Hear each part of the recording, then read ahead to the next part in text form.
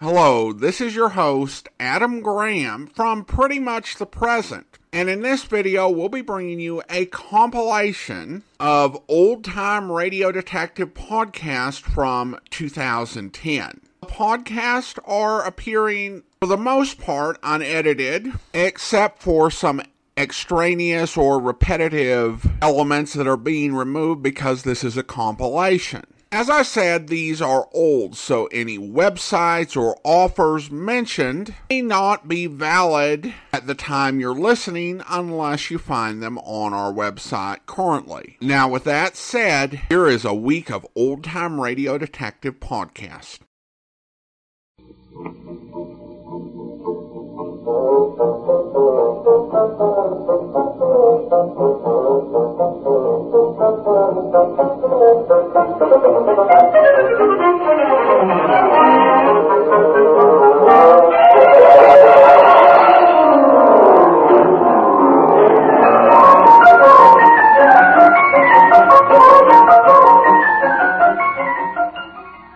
Welcome to the Great Detectives of Old Time Radio. From Boise, Idaho, this is your host, Adam Graham, bringing you this week's episode of Box 13. Have any comments, send it to me, box13@greatdetectives.net. Please cast the vote for your show on Podcast Alley, podcastalley.greatdetectives.net. Have some great comments I'm going to get to in a second. We got a few things before the show starts. First of all, we have not actually been able to find like an overall sponsorship deal for this quarter like we used to be able to find on Dragnet, and that's for a variety of reasons. So basically for the rest of the quarter, I'm opening it up for people in the audience who are interested to sponsor the program, either to do it commercially to help promote their business, or there were some people as well on Dragnet who had offered to do it just non-commercially. So if you want to dedicate a show to someone, there's information on that on the website. I'm not going to go into a whole lot of detail. I'll mention it briefly the rest of the week, but after that, just mention it much more infrequently. But just go to sponsor.greatdetectives.net for non-commercial sponsorship and advertising.greatdetectives.net if you want to promote your business. Well, we got some comments on Facebook, sometime into the last movie. We'll get to the Facebook comments. We have a few Podcast Alley comments we will get to after the show. Dave mentions on the Facebook page, now open, hear it then, with a database of 200 online resources, including the Great Detectives of Old Time Radio for old time radio fans and researchers. And it's a pretty complete site. It's at hereithen.com. So hereithen.com. So yeah, looks like a pretty good website. Other comments are some regarding the movie. Dave had a couple. Actually, we'll start with Madeline, who writes, "If only I had an iPod Touch or iPhone, I could watch." This is regarding Sherlock Holmes and the Secret Weapon. This and Captain Blood. Do you think that could be the next movie in the feed? It's one of my favorite pirate movies, despite deviations from the books, which I also love. Thanks a lot, Madeline. In answer to the question, regarding doing Captain Blood, I want to keep the movies kind of in the detective mystery mold. In the case of Captain Blood, while we can play the Lux radio show, the movie is still under copyright till about 2030. So now that one wouldn't be eligible to be played. Dave mentions about the. He mentions a potential concern with the app, where he said some of the episodes sound to him like they're cutting off a couple minutes early. If that happens to you, please email me, box13@greatdetectives.net. I'll get with with the people from Wizard Media, and we'll find out what might be causing that, if that's a problem. But he also says, please keep the movies coming. Also, will you get around to post any of the Boston Blackie movie? Thanks again. Well, Dave, we would love to be able to post the Boston Blackie movies. Really. It's one I've actually looked forward to seeing, but unfortunately, it's the copyright laws again. The movies aren't available in the public domain. So, and it's disappointing too with Boston Blackie, because the sets are also there's no authorized commercial sets out there that people can buy and enjoy. So, yeah, it's happened with way too many of those old movies. All right, well, let's get into today's episode of Box 13. This one's The Haunted Artist. We will listen, and then we'll come back.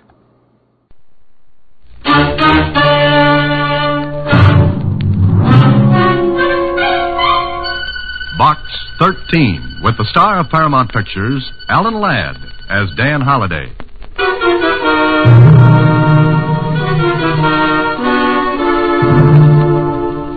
Box 13, care of Star Times. I don't know whether going after a ghost is your idea of an adventure, but I think I may have one for you. I don't believe in ghosts either. At least I don't think I do. However, if you're interested, my name is Michael Davis. I'm an artist, and my studio is at 183 Lincoln Mews. I'm there almost all day.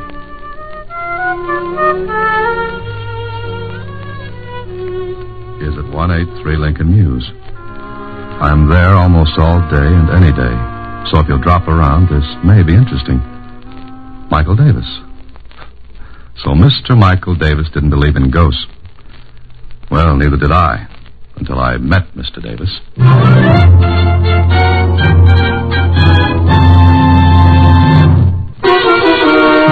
now, back to Box 13 and Dan Holliday's newest adventure, The Haunted Artist. Ghosts? Gee, Mr. Holliday, are there such things?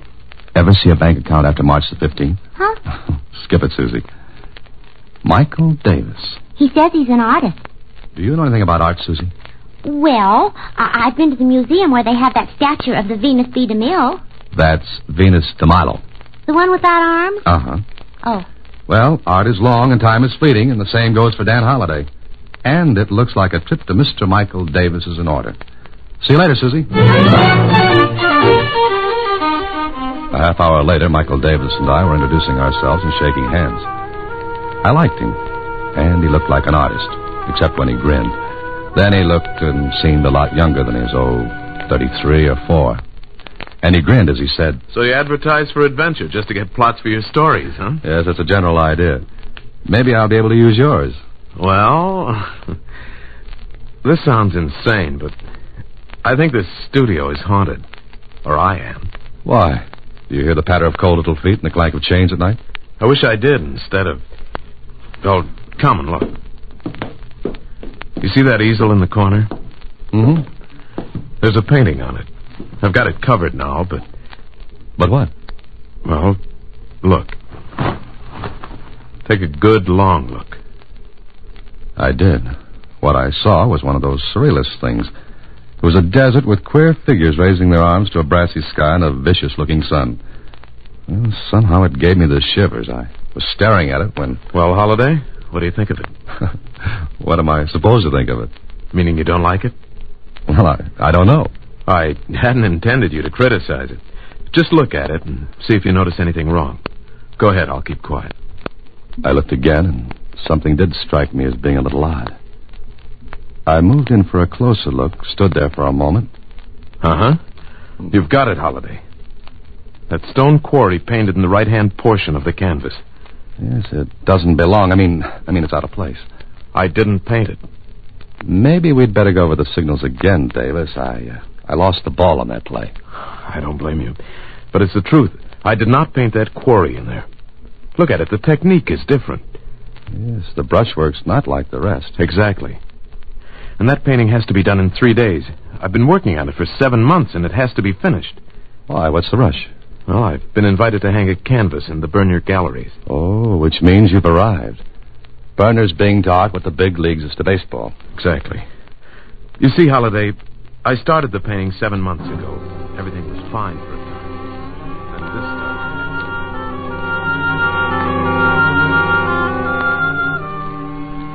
What Davis told me was this.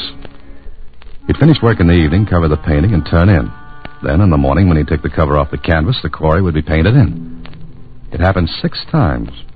The last time was the night before he wrote his letter to Box 13. He was sure no one had entered his studio during the night. He'd locked his windows and doors, but still it happened. It's driving me crazy. I've lain awake at night trying to catch the person responsible, but nothing doing. He never shows up when I'm waiting for him. Have you told the police? Oh, sure. They thought I was just 2 steps ahead of the man in the white coat. Huh. You're sure you've locked up every night? Look at the door. New locks, 2 of them. Even the window fasteners are brand new. Those are the only entrances? And exits. No holiday. No one comes in through the doors or windows. I'll swear to it. But someone has to, Davis. Unless I am leaving the rails. No, I don't think so. Thanks. Even my best friends won't tell me that. Well, Michael, darling, I brought dinner. Oh. Come on in, Betty. Here, Mike. Here, take some of these packages. Yeah. Betty, this is Dan Holliday. Dan, this is my fiancée, Betty Harper. Hello, Dan. And my name is Betty. well, thanks. I'll use it. Mike, darling, I've invited Kip and Ann for dinner. Is that all right? Sure. Will you stay, Dan? Oh, I'm afraid I can't. Besides, I'm unexpected. Oh, no, we've got plenty. Spaghetti, salad, wine. Oh, be careful of that bottle, Mike. Here, let me have it. Bag bursting. Please, I'm not a child. That's a matter of opinion. You will stay, won't you, Dan? Well, Oh, please do. We can talk some more about my problem. Problem? Your problem, Mike? Oh, yes. Dan's going to help about the painting. Oh. And I'm a child, huh? There goes the wine. That was clumsy, wasn't it? Accidents will happen, Betty. If I can put in that bromide. Oh, Mike, I just remembered. We're to go to the Suttons after dinner. Huh? Oh, that wasn't a promise. We can't refuse them again. But Dan's going to... As a matter of fact, I can't stay anyway. I have an engagement, too. Well, all right, but you will return tomorrow, won't you? Sure, I'll be glad to. Good night.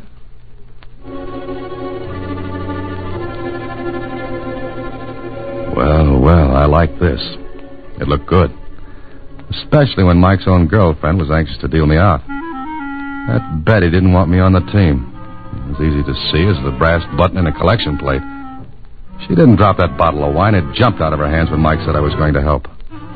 Why? Well, I'll have to find that out. I got to my apartment after dinner and sat down to think about it when... Hello? Is this Dan Holliday? Yes, it is. Who's this? Well, never mind. Just a moment. Hello? Hello? Holliday, you're to keep away from Michael Davis. Forget the whole thing, understand? Well, frankly, no. Am I supposed to? Well, yes, I mean, look here, Holliday. It'll be awkward for you if you continue. Go on, I'm interested. All right, just remember what I said. Keep away from Michael Davis or you'll be sorry. Now, listen, this is no joke. But I'm laughing. I warn you. Good night.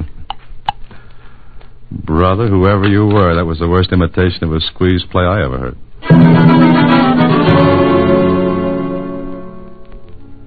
Are you kidding, Dan? No, someone called me last night, wanted me to keep away from you. Why, it must have been a joke. Does anyone want to keep this painting out of the burner galleries for some reason? I thought of that. You mean sabotage, sort of? Yeah, that's it. Well, who? No one I know of. You're sure, Mike? Of course. You done any work on the canvas today? Yes, I scraped off the stone quarry and started my own work again. Then I've got an idea. What time is it?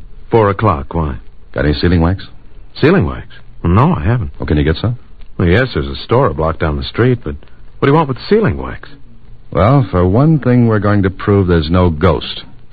Or what? Or that there is one. Now, run down and get the wax. All right, you're the boss. Make stuff at home. I'll be back in a few minutes. I worked fast to get the thing done before Mike came back. I took every tube of paint, every brush, every palette I could see, and wiped them clean. Then I put them back where they had been, just in time. Mike came back, handing me the sealing wax. Well, this be enough, Dan? Oh, yes, I think so. Okay. Now we'll lock all the windows. And be sure they're locked. What are you up to? You see, we can find out if someone gets in here while you're asleep. We'll seal the locks and bolts with this wax and... Yes, but wax can be broken. If it is, We'll know someone came in the windows of the door. Yeah, but the person could reseal the locks. Sealing wax melts easily enough. Sure, but he couldn't put the imprint of my signet ring back in the wax without getting the ring from me first. And I'm very fond of this ring. Never take it off my finger. Okay, Mike, let's go to work on the windows.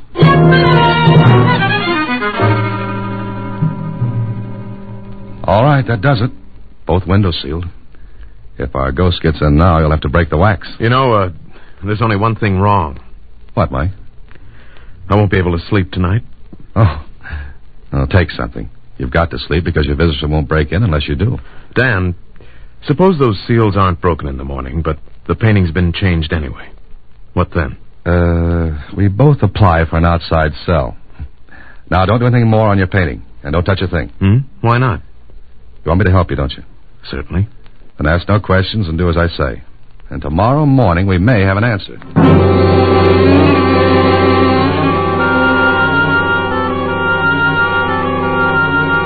was 11 o'clock that night before I left Mike's studio. He had taken a sedative and was sleeping like a baby. I turned off the lights, checked the seals in the windows. All okay. I let myself out, tried the door. Locked, but good. Then I took the sealing wax and melted a hunk of it to go over the keyholes. And I pressed my signet ring against the wax.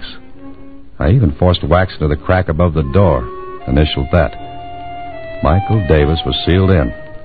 And whoever, or whatever, was doing the dirty work was sealed out. I hoped. When I got home, I set my alarm for 5 the next morning. Yeah, it went off all right. I stumbled out of my bed, into my clothes, and drove to Davis's studio. I wanted to get there before he woke up. I did, because when I listened at his door, there wasn't a sound. I looked carefully at the seals I'd put there the night before. Well, they were intact. I'll swear to it. Then I rang his buzzer. He was quite a sleeper. Well, he'd taken something and... Who is it? Why don't you come back in a week? It's Dan, Mike. Let me in. Huh? Oh, sure. Do you always get up this early? I have a contract with the park commissioners to wake up the birds. Fine. Shouldn't happen to a vulture. Sleep all right? Oh, like a top. Disturbed at all? Nope. Okay. Let's look at the seals. You bet. Well, this one's all right.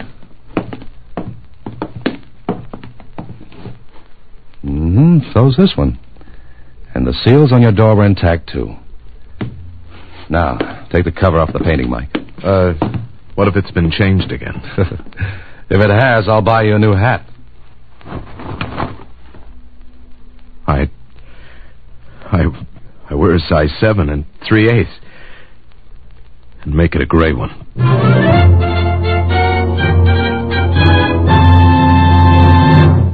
A couple Christmases ago, I got the gift of a Roku, which allowed me to watch movies from my Netflix account right on my television. It was great, but over time, Christmas gadgets tend to become less spectacular as new technology emerges, and I thought that would be the case with the Roku. I'm happy to report the Roku is a better value than when I first got it. My Roku is not only attached to my Netflix account, but I've also used it to watch movies I bought off of Amazon and enjoy video and audio podcasts with their MediaFly channel. It can connect with your Facebook photos as well as to your accounts with such sites as MLB.com, Flickr, and Pandora.com. The Roku brings the best of the web to your TV and is available starting at around $80. For more information, visit roku.greatdetectives.net or click the Roku link at our website. And now back to The Haunted Artist, another Box 13 adventure with Alan Ladd as Dan Holliday. Well, the painting was changed. Davis swore he hadn't done it, and I believed him. But if he hadn't... Okay, there had to be an answer. I took all the tubes of paint, brushes, and palettes with me when I left Davis. Also the painting itself. I wouldn't tell him why. Lieutenant Kling at police headquarters was more curious. What are you doing, taking a home course in detective work? Yes, I'm on my 4th lesson. It's entitled, How to Be a Nosy Cop. What's the gag, Holliday? Look, there's no gag. I just left a guy who's biting his nails so badly he was working on his elbow a few minutes ago. Kling, run fingerprint tests on those tubes and brushes and pallets. Then compare them with the prints on this glass, will you? Whose glass is it? Belongs to an artist friend of mine. I swiped it when he wasn't looking. What have you got in that big package? A body. Whose? All right, it's a painting. And you don't know anything about art. I knew an artist model once. She wasn't as bad as she was painted.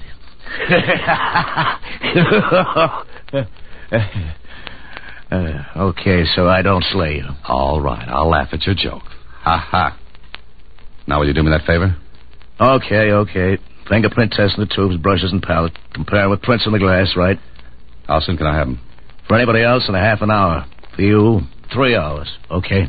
Great. Be back in 3 hours.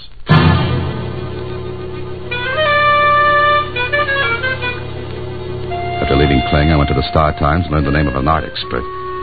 An hour later, I showed him Mike's painting. That is quite good. Yours? No, it's a friend of mine's. Good brushwork. Excellent composition. Wonderful color.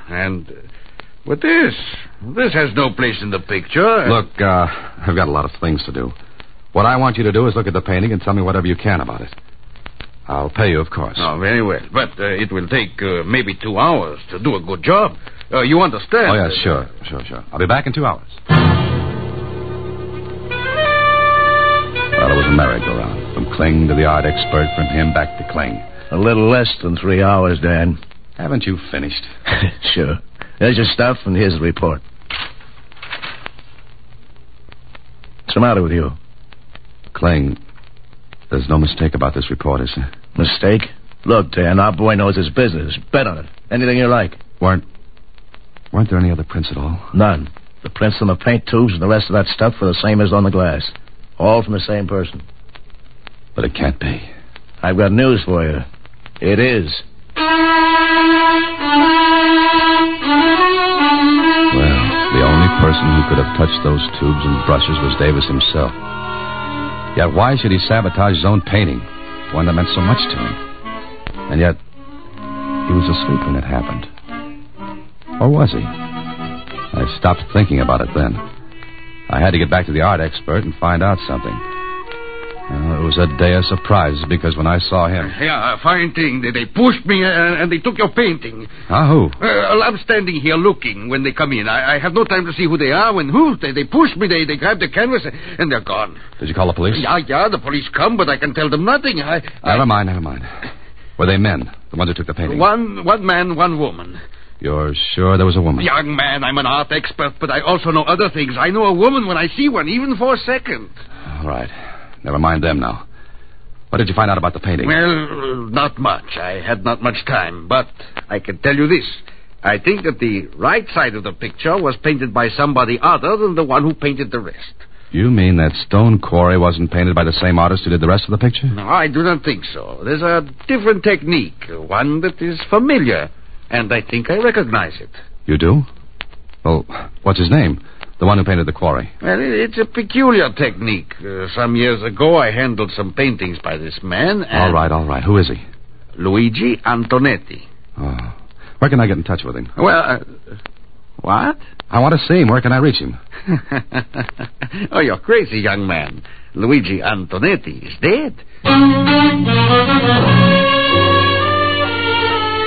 Oh, that was great. One more twist like that, and I need a corkscrew to take off my hat. And there was one person who could answer a few questions for me. Betty Harper. I got her address from Davis and told him to hold base until he heard from me. I guess Betty didn't expect me. Mr. Holliday, I was just getting ready to go out. Correction, you just came in. Where's that painting? Painting? What are you talking about? Betty, Oh, hello. Hello. Kit, this is Dan Holliday. Kit says Mr. Holliday. How are you, Holliday? Oh, that voice. The voice of doom over the phone. Well, really, Kit, that was a bad job. Well, Be quiet, Kit. Where's that painting? Now, Mr. Holliday. You know you've let yourself in for a vacation on the taxpayers' money with that trick? Now, really, it was a joke, wasn't it, Betty? Mr. Holliday, Kit really thought he was helping out in a practical joke. Well, wasn't I? Look, will you go? Now, Holliday... Oh. All right. But I must say, it all turned out very stupidly. Okay, Betty. So you've got the painting? Yes. Now, will you please let me alone? Will you let Mike alone? Not before I find out what's going on. What if I told you his career would be ruined? His life ruined, too? Would you still go on? Maybe I don't believe that. But you've got to. I love Mike, and I'm trying to help him. Help him? Look, if Mike doesn't finish that painting, it won't hang in the Burners' galleries. What becomes of his career then? You're robbing him of his chance, not helping him. Then I'll rob him of it. I'd rather do that than... Then what? I said enough.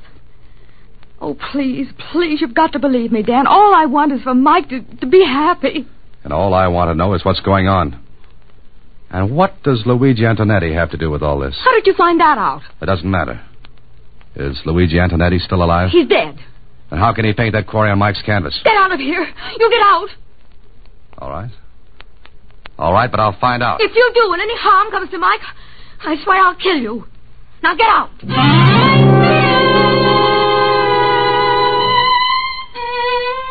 That was all from Betty. I would have bet my last penny she was doing what she was doing for Mike. But why? Why? Then I got an idea. Find out about Luigi Antonetti. I looked him up. Found out he'd lived in a small town about 250 miles away. He'd painted there. Okay, so I drove to the little town. Sure, I found out. He was dead, all right. I was even shown his grave, and when I looked at it, I wanted to reach back and chip the icicles off my spine. How could a dead man paint? There was only one answer. He couldn't. Then I learned something else. Antonetti had a pupil named Michael Davis. More questions, and finally I found an old school teacher who remembered. Michael, of course. Wonderful boy. Luigi Antonetti taught him painting. He said Michael had a brilliant career ahead of him. I see. Well, Mr. Evans, do you know what became of Michael? Well, I think he went to the city, although I haven't heard. When did he go? I believe shortly after he graduated from high school. That must be 16 years ago. Yes, it was right after his best friend was killed. His what? Yes, poor boy. He fell into the old quarry. Quarry? Stone quarry? Well, yes. It was one night after a senior party. I think, yes. Both lads, Michael and Arthur, were in love with the same girl, you see. Would her name be Betty Harper? Now, it's amazing you should know that, yes. How about this Arthur? Well, it was quite dark. Arthur, I believe, went back to get something. The bridge across the quarry must have broken. Michael was upset for days, even though Arthur was his rival for Betty. Thank you. Thank you very much, Mr. Evans. You'll excuse me, but I've got to hurry. I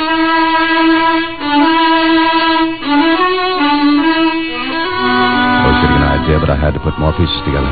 So I went back to the city and back to the art expert. Yeah, it's not only possible, Mr. Holliday. It's quite probable. In his early years, he would use his teacher's technique. Next stop, the psychiatrist. Certainly, Mr. Holliday, that's quite possible. There are numerous case histories similar to it in general form.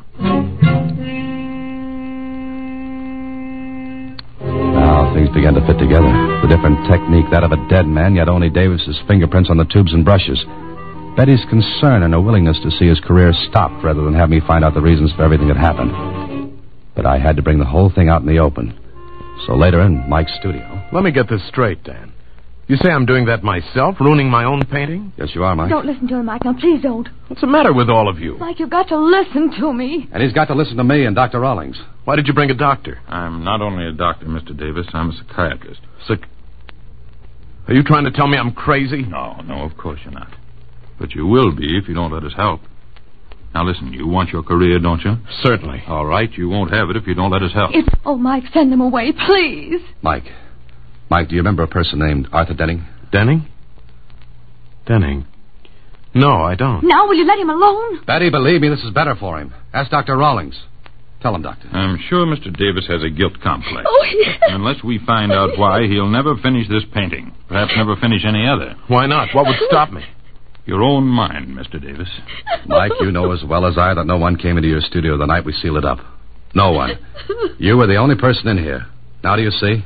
Not quite. What do you want me to do? Well, Dr. Rawlings told Mike what had to be done. Davis agreed. It took only a few seconds for Rawlings to inject a drug into Davis's arm. Then we waited until... All right. He's under. You asked the question, Mr. Holliday. Mike, can you hear me? Yes. Now listen, Mike. It's 16 years ago. You're in high school. A senior. There's a senior party. It's night. Remember? Yes. It's dark. Who's with you, Mike? Betty and Arthur. What happened that night, Mike? I killed Arthur. Mike, no. Be quiet. How did you kill him, Mike? He had to go back for something. I told him to take the shortcut over the quarry. Then what happened? I forgot. You forgot what? The bridge. The bridge was broken. It was dangerous. But I forgot. I wouldn't have sent him. Yes, I know. He was killed, wasn't he? Yes. I loved Betty. So did he. Everyone would have said I killed him. But I didn't. I just forgot about the bridge. I didn't mean... All right. That's all. I thought he did it deliberately. You see, Miss Harper, his conscious mind refused to admit his guilt, so he forgot completely. His conscious mind forgot to protect him from the terrible feeling of guilt. But ultimately it came out. He learned painting from Luigi Antonetti 16 years ago. So it was natural at first that he used Antonetti's style, technique. Then, 16 years later, his mind goes back into the past, controls his hand, and he paints as he did 16 years ago. But he paints that quarry. The quarry which was associated in his mind with his guilt. Or what he thought was his guilt. And now? What about now? Now, when he wakes up, we'll tell him and he'll be all right. For good.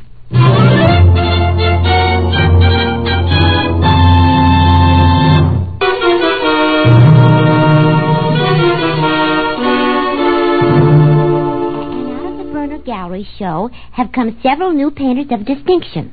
Not the least of them is Michael Davis, whose intensity of feeling and whose brilliant... That's good enough, Susie. Well, looks like he's all right, doesn't it? Gee, isn't the human mind wonderful? Well, that depends on which way you look at it. Uh-huh. I was psychoanalyzed once. Oh? And what did you find out? We've got a lot of mail to open, Mr. Holliday. Oh. Good night, Susie. Next week, same time, Alan Ladd stars as Dan Holliday in Box 13.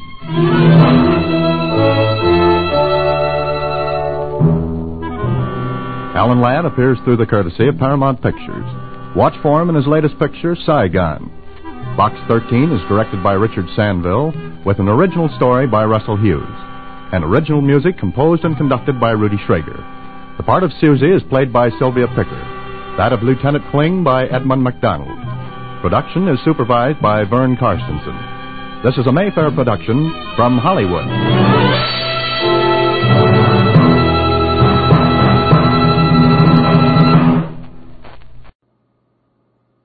Welcome back. I have to admit, I got a little thrown when Dan Holliday actually did the questioning when the artist was under hypnosis. That didn't ring true to me. But beyond that, I thought it was another solid installment, which took a very interesting psychological angle. So, all right. Well, we got a couple more comments here before we wrap up. I got one comment on Podcast Alley I'm saving because there was a question asked and I want to get an answer before I read it. But a couple that I do have. Keep up the great job. I really enjoy your podcast. And thanks for the great commentary. Love listening to the podcast. Well, thank you for your support and your comments. We begin with one comment off Podcast Alley. I thought I'd suggest a movie for the monthly movie. It's called Call Northside 777. Thanks for the suggestion. I love the movie, but unfortunately it's still locked up under copyright for the foreseeable future. The the radio version of Call Northside 777 was actually the pilot for the show. We recorded it on October 12th so we could get the feed established, get the show into the iTunes store, and do a few basic things before we went full bore with the show. But it's available in the archives, or you can go to the iTunes store and just scroll all the way down to the bottom, and it'll show up there as well. The radio version, movie can't do. Like most of the A films, they end up getting locked up by the studios.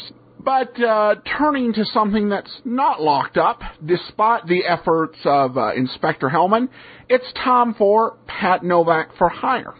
We're going to go ahead and get into today's episode. This one is called Joe Dineen. It's also known as The Only Way to Make Friends Is to Die. Some more of that waterfront wisdom of Pat Novak. Let's go ahead, we'll get into it, and then we'll come back. Ladies and gentlemen, the American Broadcasting Company brings to its entire network one of radio's most unusual programs, Pat Novak for Hire.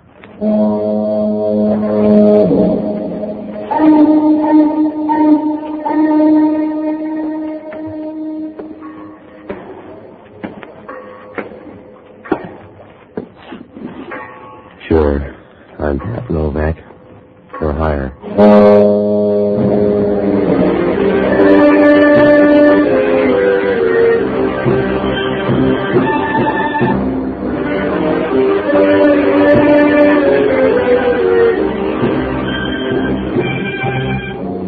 That's what the sign out in front of my office says. Pat Novak for Hire. If you're trying to make a living down on the waterfront in San Francisco, you got to run things like a smorgasbord. You take a little of everything you can get your hands on. Even then, it's a bumpy ride, because down here everybody tries to pad his part. Oh, I rent boats and do anything else good men pay bad men to do. You don't get many gold stars that way, but you pay the bar bill, and it's about as safe as a closet full of tigers. The only way you can make friends down on the waterfront is to die. I found that out Tuesday night. I went to the wrestling matches and watched Gorgeous George throw some guy around like a poker chip in Tijuana. I was in the middle of the crowd on my way out of the place when this guy stepped up behind me and started talking. You got company, Novak. Huh? I said you got company. On both sides. Did your friend get his face at the fire sale, too? Can't all be pretty. Keep walking, Novak. This gun in my back supposed to help? That's up to you. Straight ahead and out the side door. You got the right growl, but the wrong guy, mister. You keep working your mouth, but nothing comes out. All right, this way. What are your plans? Shall we take the kids? The car right down here. Now, look, big shot. In a drugstore, I get all the mystery I want for 2 bits. You want things explained? Yeah, besides Shovelhead here, I don't understand a thing. We just want Joe Dineen. I never heard of him either. We just want Joe Dineen. All right, you can have him. You're welcome. See his wife. See anybody you like. I don't even know the guy. You're full of talk. As soon as you want to make it the right kind, you can go home. Here we are, into the back seat. You drive, Eddie. You boys run on. I'll grab a cab. Get in! You're not going to take a boat. That's it. Just be a good mouse. You got a lot of time to waste it this way, mister. You're too gabby, Novak. And you're too tough, Junior. And this noise is beginning to give me a headache. Oh! Let's go, Eddie. Novak's going to sulk a while.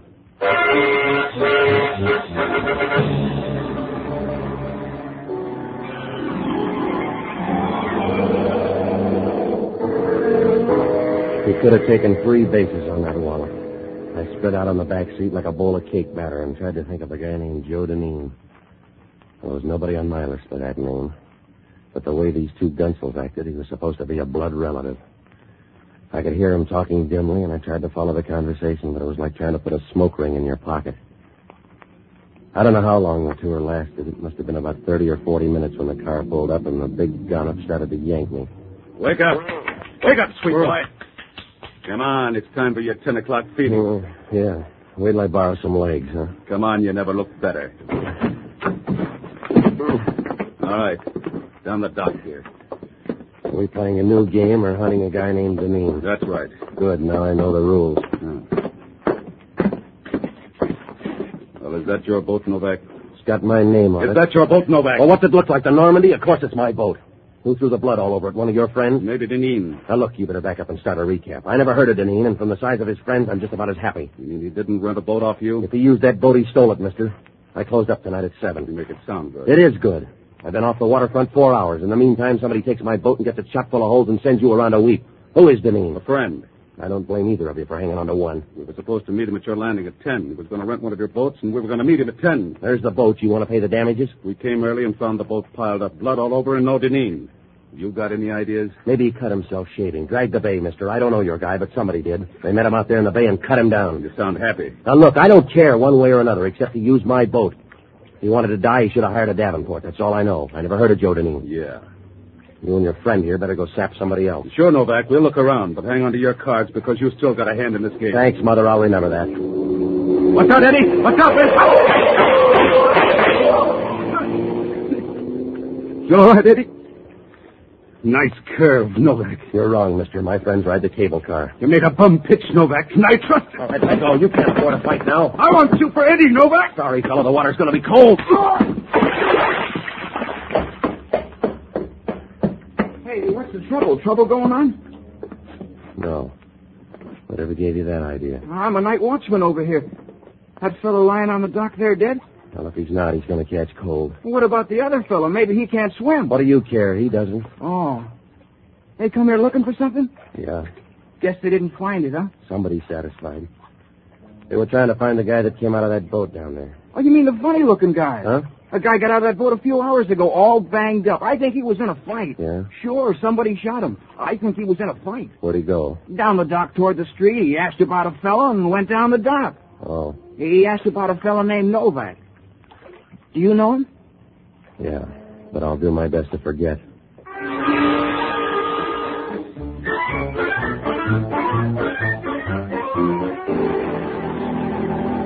It wasn't going to be easy to forget. I knew there was a guy wandering around San Francisco waiting to jog my memory. And before long, somebody was going to find out those 2 dead guys weren't doing light housekeeping down on the dock. Once homicide smelled that red meat, they'd turn Inspector Hellman loose. That's like pouring a bottle of cyanide in a wedding cake. Oh, he's a smart cop with a heart the size of a full-grown pea. I got off the dock in a hurry and I went home. When I left, the watchman was still standing there waiting to check in the next murder and smiling like a vulture with the first option on a massacre. Well, I had to get home and look sweet in case Hellman showed up. When I opened the door to my place, Hellman was on the couch with a pencil in one hand and a movie magazine in the other. Hello, Novak. You busy?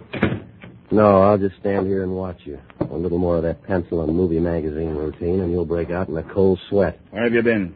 Staying out of other people's apartments? I got an answer for that. You haven't got an answer for anything, Hellman. You can't fill in the return address envelope. What's on your mind? Can I make a call? No, not to play cat and mouse. If you want to know about that bloodbath down on the dock, say so. Yeah? They're close strangers. I never saw either of them before. You're getting loose around the mouth, Novak. Huh? That's right. If some of your playmates stub their toes, it's news to me. You better tell me, though. It'll save time. Well, what's the use? If a fact walked up and sat in your lap, you'd lose it. Suit yourself.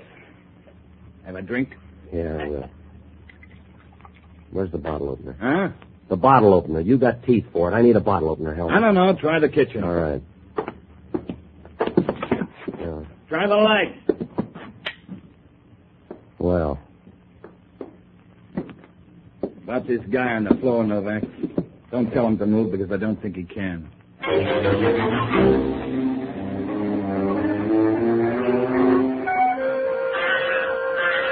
When I looked down at the guy on the floor, I felt like a burlap sack from the neck down.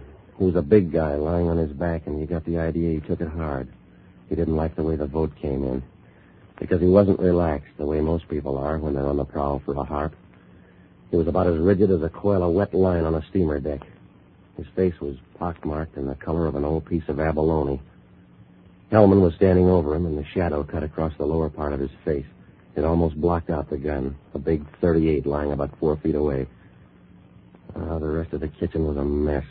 It was torn up worse than a Japanese lantern in a high wind. Hellman was leaning against the cabinet and smiling, like the banker in a crooked blackjack game. Does he belong to you, Novak? No, he's not pretty enough. Roll him over. We'll find out who he is. I've already been through his stuff. Wipe your hands. The green still shows. His name is Joe Dineen. You sure were popular, Joe. Why? The scavenger hunt. Every gun up in town's been looking for him. I figured you for the prize. 2 of them picked me up and lugged me down to the waterfront. Yeah? I told you about them. They ran into bad weather. Why'd they take you? Because I looked like a bird dog, maybe. I don't know why, Hellman. They just took me. In the meantime, Sunshine here took my boat out and got shot up. And he came up here to borrow your adhesive tape. That's all I know, Hellman. He must have figured me for a part. I got the same trouble, Novak. That gun on the floor helps, too. That gun's second lead at best. I never saw it before. It's the murder gun. How'd it get here? I don't know. Maybe the scullery maid left it. Come on, Novak. You're in the spot. You better start digging. If I do any digging, the dirt's going to go in your face, Hellman. You've got a nice face, too, Novak. You better buy a big shield, Hellman. You've got a lot to hide behind. Stop beefing. You're the host.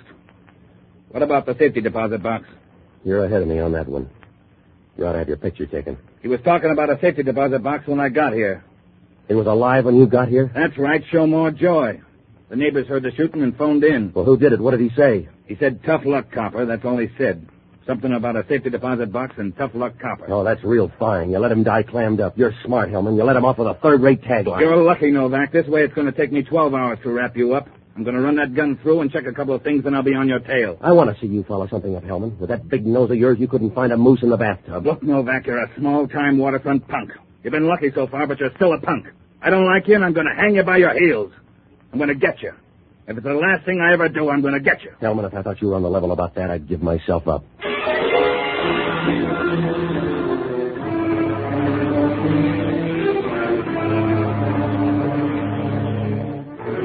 When Hellman left, things were about as dim as a glowworm at high noon. All the leads were tucked away in the morgue. Those 2 stiffs on the dock checked out with nothing but a grunt, and the guy up in my place left a .38 and some mild regrets. I had the funny feeling there was a lead up there in that apartment, but I couldn't get a hold of it. Something waiting to be understood, the way a thing gets balanced on the edge of your brain, half in, half out, like the melody but not the words of an old song. Well, I didn't know where to turn. I was hunting for the shoreline on a dark night. So I looked up the only honest guy I know, an ex-doctor and a boozer by the name of Jocko Madigan. Oh, he's all right, but he's got the idea that all liquid that isn't 100 proof lacks character. I finally found him in a little bar down near Union Square. He was talking to a blonde girl and a sailor when I walked in. Ah, Patsy, you find me in the late October of my life, trying to recapture a few April moments. Yeah, Jocko, I got to talk to you. That's what I like about good whiskey. It makes you too sentimental to be mad at yourself for growing old. Now, look, I'm in a jam. Lay off that stuff long enough to listen. Patsy, you underrate the grape. It's a terrible mistake. It's thrown off the whole perspective of history. All right, Jocko. Like that story about young Washington and the cherry tree. They blame him for that. But actually, it was his first hint of future greatness. Yeah. They talk about vandalism, whereas the truth of the matter is he was just preparing a few Manhattans for the family. The whole perspective of history has been altered, Patsy. Oh, stop it, will you? I'm in trouble. Will you help me out? Yes, if you'll allow me to get a word in edgewise. What kind of trouble? There's a dead guy up at my place. Oh, I don't know why you're in trouble. Think of his bleak outlook on things. Hellman's nosing around, and he thinks I did it. Did you? No. He got shot in relays, but he picked my place to quit. And there are 2 other dead guys down on the dock. What were their practices? They strong-armed me about 10 o'clock and took me down to the waterfront. We were supposed to find a guy named Joe Dineen, but they looked too ripe to somebody. How about Dineen? He's that guy up at my place. When Hellman got there, he was muttering about a safety deposit box and staring at a big .38. Oh, come on, you gotta help me, Jocko. Yes, where would you like me to spread the ashes? I want you to get out and find out everything you can about Joe Dineen, will you? He's your house guest. Why don't you go? Hit the Chronicle and the Examiner morgues and try to find out if he has a safety deposit box in any of the banks, huh? Where are you going? Before prison, I mean. I'm going down and lie in Hellman's shadow until something turns up. I need every minute, Jocko, so hurry. Well, I'll need a quick one for the road first. You'll get going right now, Jocko. Patsy, you have a defiant attitude for a man on the doorstep to the next world. Try to be sweeter until you discover your normal disposition will do. You can start by paying my bar bill. All right. Will you hurry? How much do you owe? About $11. What have you been doing all night? Are you crazy? I may owe $11, Patsy, but so far I've had a better night than you have. Good night, lover.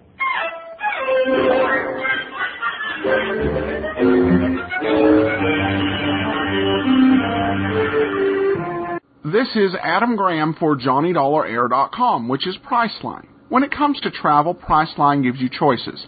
Either name your own price on hotels, rental cars, airline tickets, cruises, and even more, or save money with published specials. For great deals on travel and to support great old-time radio, remember JohnnyDollarAir.com. I had to get started on some answers because once Hellman checked on those two guys at the dock, he'd go to work on me. He'd keep hacking away and finally cut me down like a piece of flint in a cigarette lighter. Well, after I left Jocko, I started down to headquarters. It was a little after midnight, and the streets were wet and silent, except that now and then you could hear a woman's laughter coming out of the dark as you passed along. That's the only sound the night keeps whole. Well, I was cutting down Leavenworth Street when it came to me. I knew what my lead was up in that apartment. It didn't hit me suddenly. It kept shoving in like a piece of old seaweed on the water, moving in and out and finally brushing up against you. If that guy was alive when Hellman got there, that meant that maybe he could have phoned somebody. And if he did, then they'd have a record of it down at the desk. Well, I got back to my place and asked the operator. Well, it feels good when you got the right sweepstakes ticket. She said a call had been put in from my place at 10:15 to the Ambrose Hotel, room 204. Well, at last things were beginning to make sense. They must have made sense for about 5 seconds because Hellman called. The girl handed me the phone and he started in. I got news for you, Novak. We checked the prints on that murder gun. They don't add. Take your troubles to the chaplain, Hellman. I got my quota. Yeah. You got fancy friends, too, Novak.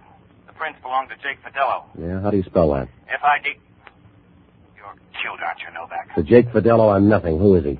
Cheap punk like you, Novak. He's working out a 20-year stretch in Alcatraz. Huh? Yeah, Alcatraz. So there's no tie between the murder gun and the murder. Maybe Fidello bought himself a 2-day furlough. We already checked. The guard saw him in his cell at 11 o'clock tonight reading a book. Guards pay the rent, too, Hellman. My boat was out in that bay tonight, and it came back full of bullets and blood. Now you're trying to tell me there's no connection. You better find out if a guy can skip Alcatraz for a few hours. I'll wait, Novak. Maybe you can tell me how it's done before long.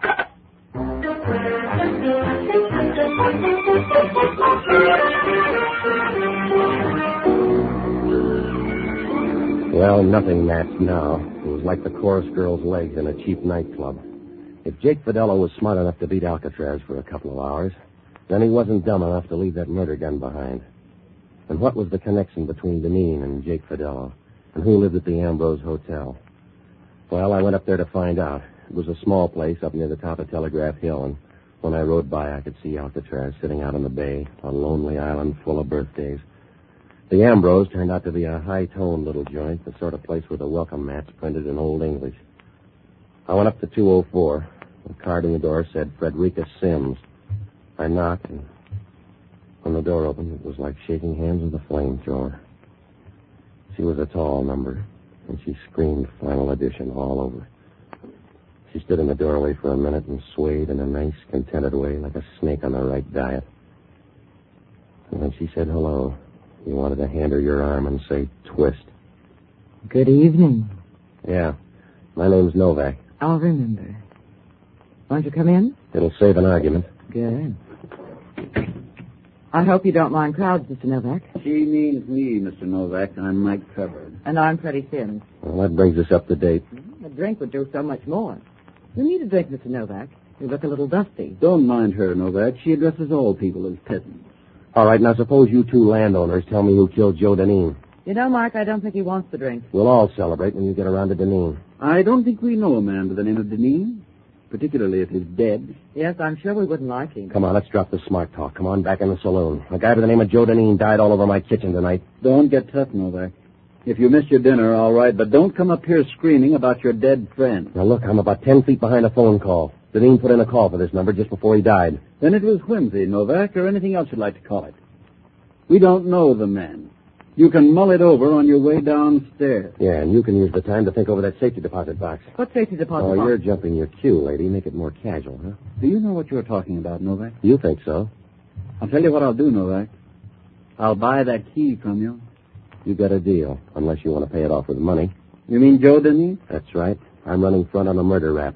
You want that key. If you want it bad enough, come on down to headquarters and we'll make a trade. No, thanks, Novak. You didn't look bright, but I thought you might be hiding your brains somewhere. This way you lose money. You lose even more, Trevor. I was going to ease you into that murder rap, but the offer's out. You'll have to struggle in, and you'll be too tired to get out. Can I loan either of you boys a pickaxe? No, thanks.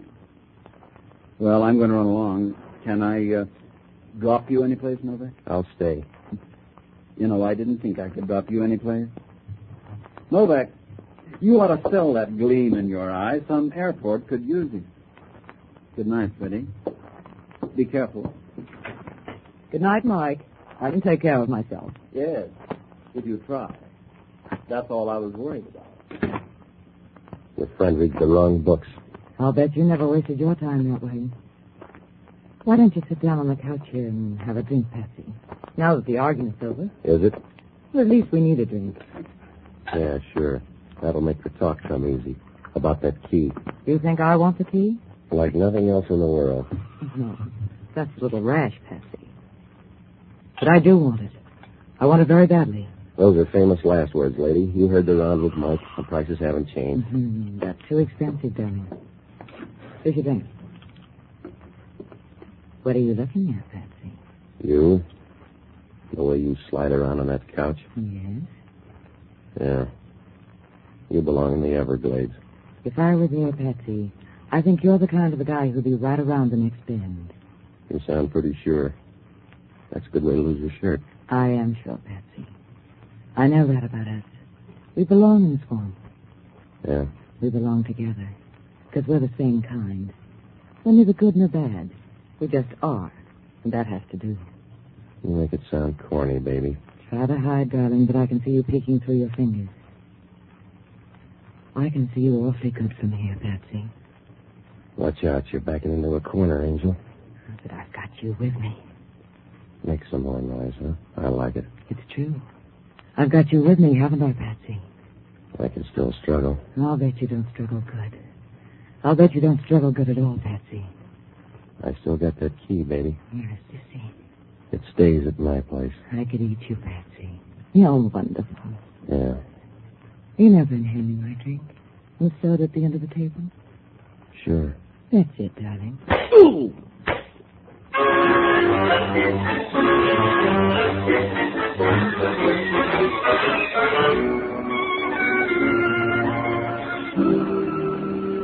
It doesn't pay much to fall in love. I spent enough time on her rug to work my way into the design. And when I finally came to, it was morning. There was nobody around the place, so I started for home. On the way, I tried to fill in the blind spots, but it was like trying to match pearls in the dark. Somebody had killed Dineen for the key to that safety deposit box, but where was the key? If the girl or Mike Trevor did it, then why were they still on the trail? Well, when I got to my apartment, the place was torn apart.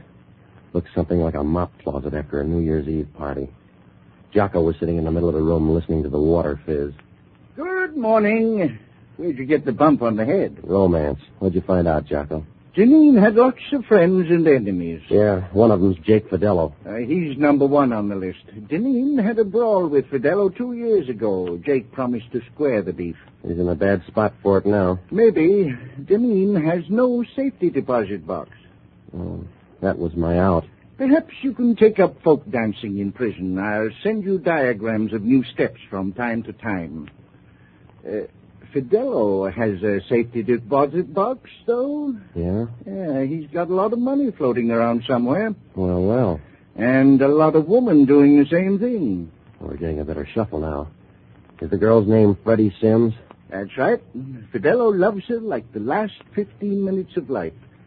That's why he won't like it. Get to the point, huh? She's supposed to be waiting for him, but she's got married in Mexico to a guy named Mike Trevor, Fidello's best friend. Does it make sense? No, it doesn't. Suppose Jake's found out about his sweetheart and best friend. Why would he kill Dineen? I don't know, except you'll find out, Patsy, that sometimes the difference between your best friend and your worst enemy is only a matter of opportunity.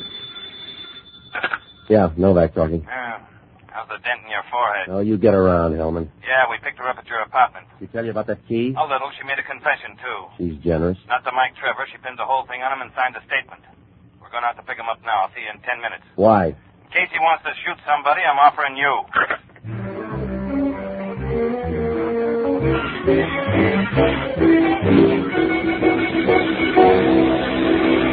Things were moving fast now. I sent Jocko down to start repair work on the boat, and Hellman picked me up 5 minutes later. We drove out Geary and turned on Vienese. Oh, Hellman was real subtle. He stopped right in front of the rooming house where Mike Trevor was living. The girl had mapped it out for him. Trevor was in a first-floor room.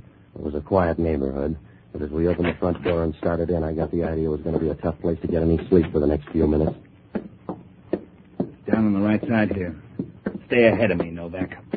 You're one copper who will die in bed, Hellman. Down the hall and be quiet. Yeah, this is it. On this lap, you go first. Stand back while I throw it open. And empty, Hellman. Girl said he was here. What's that?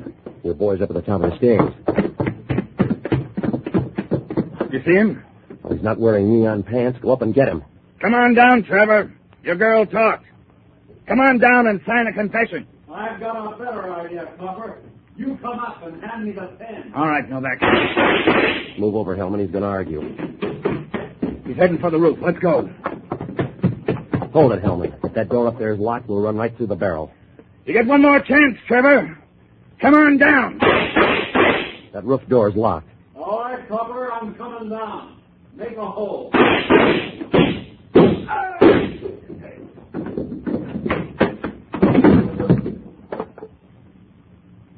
Now you got your hole, Trevor. Yeah. Novak, you better get to that safety deposit box. Get there in a hurry. Before the girl. Well, the city will lose him now, Hellman. Let's get to that safety deposit box. Let her have the key. What do you care, Novak? She's Fidelo's girl. No. There's a queer twist here somewhere. How do you know what's in that box? So Fidelo's in love with the girl. He's grateful. What do you care? That's what makes it good. That's the way it is with love and gratitude. The love goes on, Hellman, but the gratitude changes.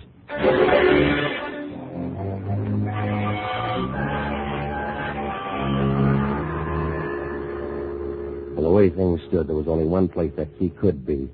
I got to a phone and called Jocko. I told him to check out on the boat for a key somewhere on the floorboards. Jocko seemed happy when he said that some girl had come by 15 minutes ago and nosed around the boat for a while. Well, Hellman and I rushed down to the bank. When we got downstairs, Freddie was just starting into the vault. Hello, Patsy. You look rested. If you're on your way to that deposit box, you better think it over. Can he stop me, Copper? No, but we can hold the dough until we check with Fidelo. Go ahead. I don't think he's going to like it. Oh, we'll have to see. I'll be back in a moment. Let's go, Novak. We can hold the dough upstairs. No, let's hang around. I just want to see 18-karat greed when she opens that box. There's the gratitude, Hellman. Well, Patsy, I got the key, huh? Well, you got everything, Lisa.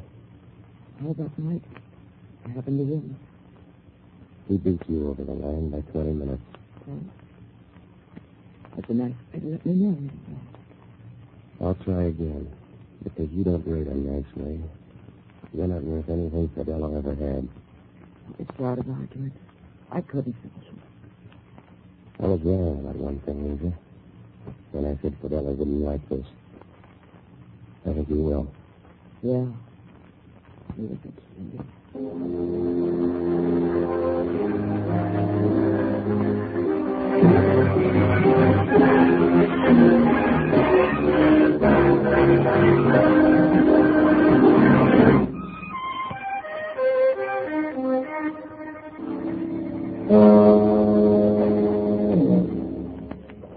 Fidelo was a thorough guy.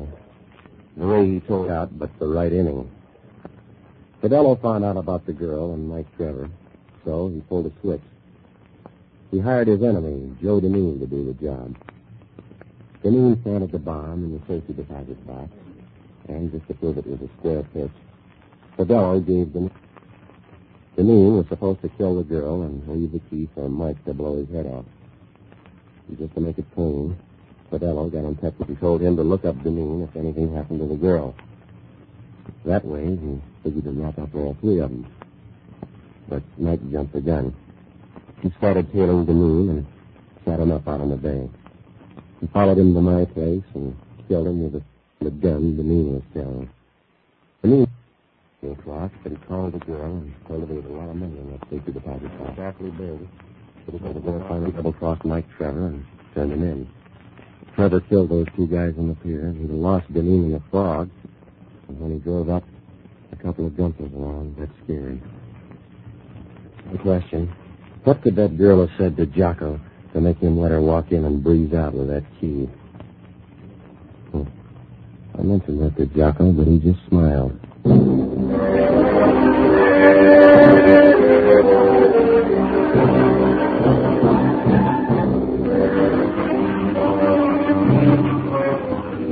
Here's brought you Pat Novak for Hire, starring Jack Webb.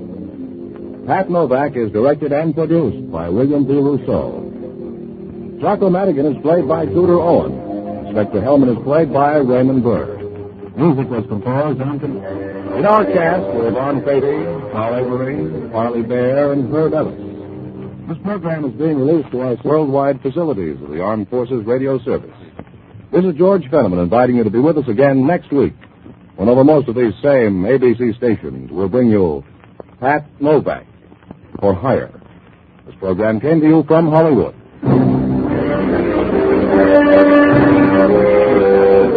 This is ABC, the American Broadcasting Company.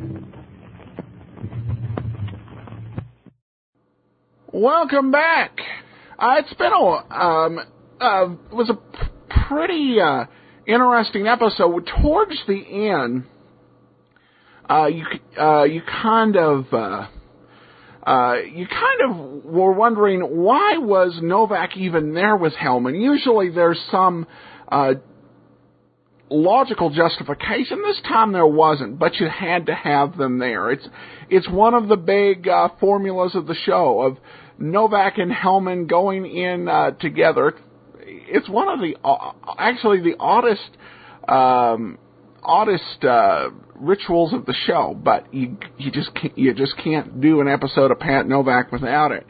And of course, we heard George Fenneman announce tonight. This show has really, on the announcers, it's been musical chairs. But Fenneman was very noted for doing quite a few episodes of Dragnet.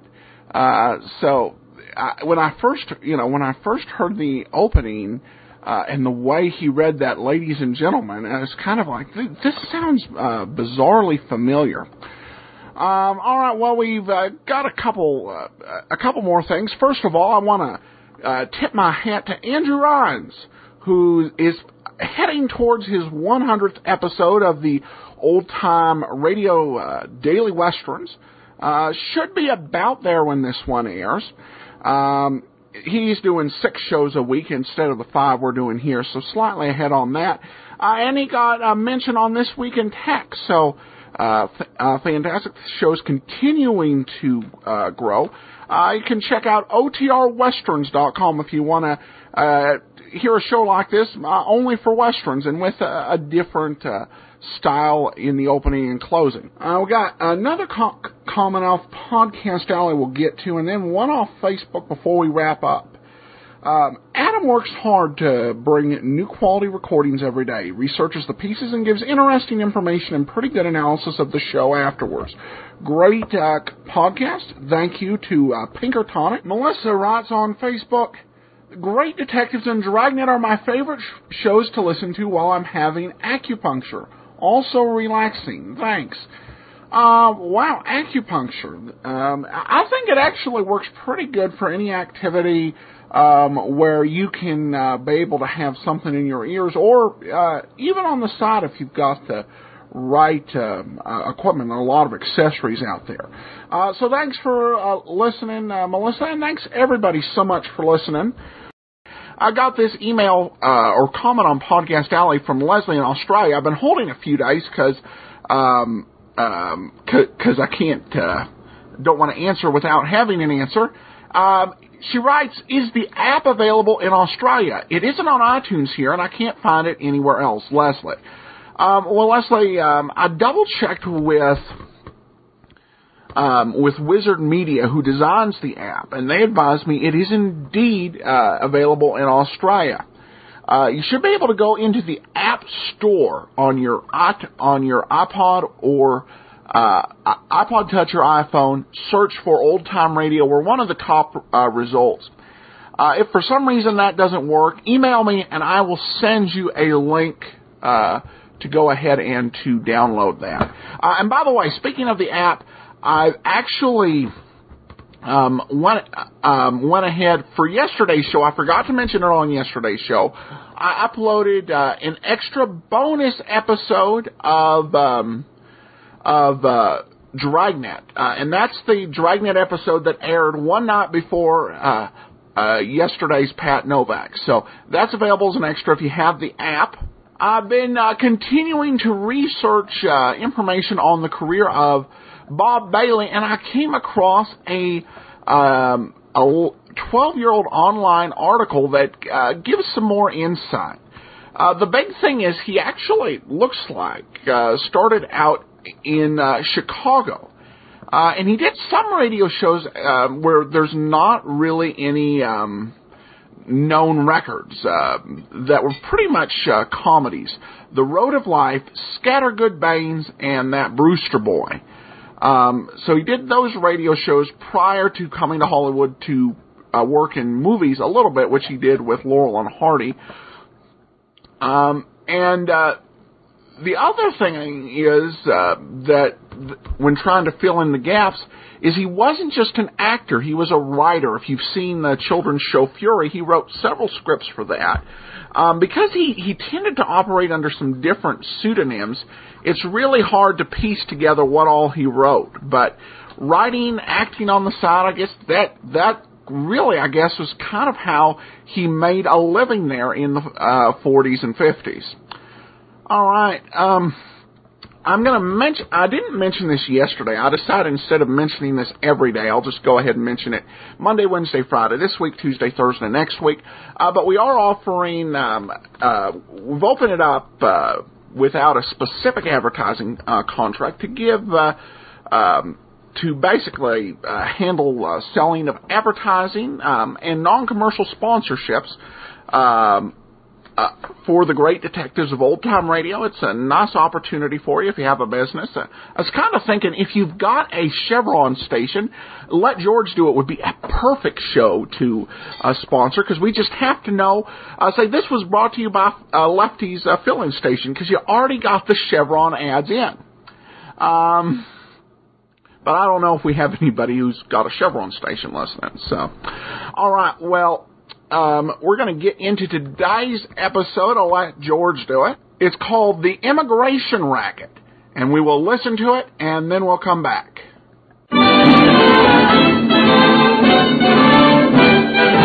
Standard of California, on behalf of independent Chevron gas stations and standard stations throughout the West, invites you to Let George Do It. Another adventure of George Valentine. Personal notice. Danger is my stock and trade. If you're in trouble and need confidential help, call on me, George Valentine. Write full details.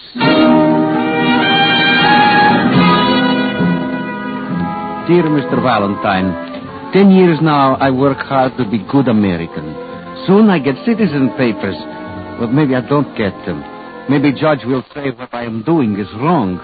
But just the same, I cannot keep quiet.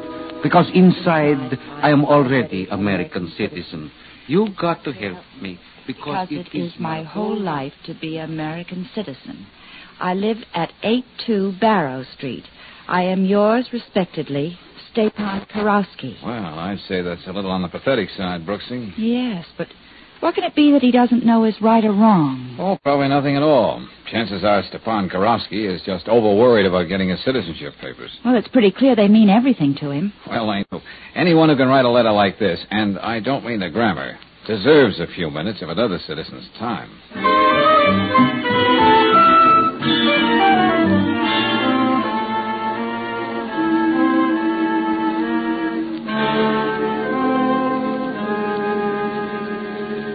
Well, Mr. Karowski, we got your letter. I do not write so good. Well, you got across what you wanted to say, and that's all that matters. Oh, please sit down. Here, lady, sit. Take this soft chair. Oh, thank you. I'm just bachelor, but I make good cup of tea. Almost like married missus. No, thanks. Don't bother, Mr. Karowski. In the letter, you said something was worrying you. Now, what seems to be the trouble? I saw what you put in newspaper, but maybe I don't have enough money to pay you. Well, then it's my tough luck. Come on, let's have it. All right. I tell you best I know. A couple of months ago, a man come to me say, Karowski, you are important man in this neighborhood. Oh, I'm sure you are. Yes, I'm the janitor, young lady. A pipe leaks, Korovsky. Husband beats up wife, Korovsky. Anything that goes around in the house, Korovsky. Okay, so you're a big man. Just like on the other side, I was mayor in the village. So people trust me. Like this man say. Yeah? He say, my company collects money from many people in this part of town. Every month they will bring the money to you, and we will send somebody to get it from you. And you will get a few dollars, Korovsky. But money for what? The man didn't say. So I thought it was for furniture, radios, things like that. You know, people down here buy most time on stalling plan. Oh, you... Yeah. So people start coming with envelopes and the money inside. But they also look at me like they want to kill me. Some don't even talk to me in the streets no more. And that made you think something was wrong. That's why you got in touch with me, huh? No, Mr. Valentine. Something happened very bad, very bad. Mrs. Andello, I know her a long time. She said to me, this month I have no money. And she began to cry. I say, don't worry, you pay next month. Then what happened? Next day I find out Mrs. Andello, she go in kitchen and turn on the gas. Oh, how dreadful. Yeah. Well, maybe she had other troubles. No, this is why she killed herself. I know it. Maybe I'm helping break the law. Well, when this man comes around, why don't you just tell him you don't want to play anymore? They will just get somebody else to do same thing. As good American, I cannot let that happen. But that is where I'm stuck. Oh, I get it, Mr. Korovsky. If you go to the police, they'll find out you were mixed up in this. And I don't get my citizen papers. I try so hard to do everything right. So the judge is proud to make Korovsky citizen. But this is some kind of racket, George. Mr. Korovsky's on a spot, all right. Oh, it's a racket, sure enough, Brooksy. No collection agency would work this way. Say, when does this man come around the next time? The man only came first time. After that, it was young lady. She knows nothing either. She gives money to somebody else. Oh, sure, I know. And he gives it to somebody else. So nobody knows who's at the top. Okay, but when does this gal come around? She come tomorrow, 1:00. Only one good thing come from all this. What's that? Yeah? I meet fine woman. Soon we get married. Well, good for you. Wait a minute. You mean she pays off 2 each month and won't even tell you what it's all about? No, and that makes me even more worried. When I talk about it, she just look at me, say nothing. Anna make me promise to never ask her again. All right, let me have her name. I'll talk to her.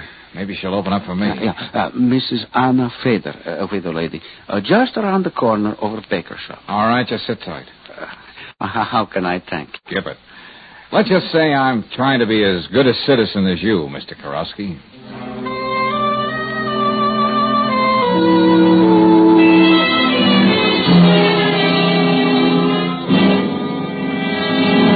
I tell you nothing. Nothing. Mrs. Fate, what are you afraid of? You get out now. Go. Don't you see what this means to Mr. Korovsky? We have to clear this thing up for his sake. Always the same thing. Stepan, the good citizen. He don't know what kind of trouble he's making.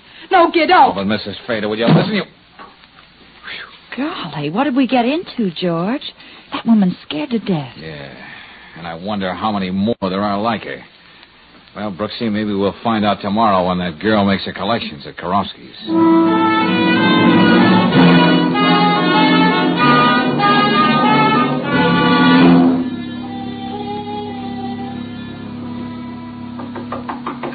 That's Miss Cover now. Always right on time. Okay, come on, Brooksy. Behind this curtain. And don't sneeze. Well, why'd you have to say that? Now I know I did. Just a minute. I'm coming, please. How are you, Mr. Korovsky? Fine, Rayola. You look better today. Not so worried like always. What's the use of worrying? Have you got the envelopes? Yeah, they're right here. Good. I'll see you next month. Viola, wait, please. Yes? Don't you know even a little bit who gets this money and why? You look frightened like others. Worried. Frightened. Why do you keep saying things like that, Mr. Korovsky? Well, How many times must I tell you? I don't know any more about this than you do. No, I don't care to know. But we might be doing something wrong. Is it wrong to make a little money when you need it? You know, I can't work much. Certainly delivering some envelopes, they can't hurt nobody. Well, I am sorry. So am I. Mr. Korovsky, it would be better for all of us if you don't ask questions. Much better. Goodbye. Goodbye, Viola. Well, that certainly didn't tell us very much. She sounds as though she's in the same boat as Mrs. Fader. See what I mean, Mr. Valentine. Yeah, come on, Brooksy. Let's make sure we don't lose her.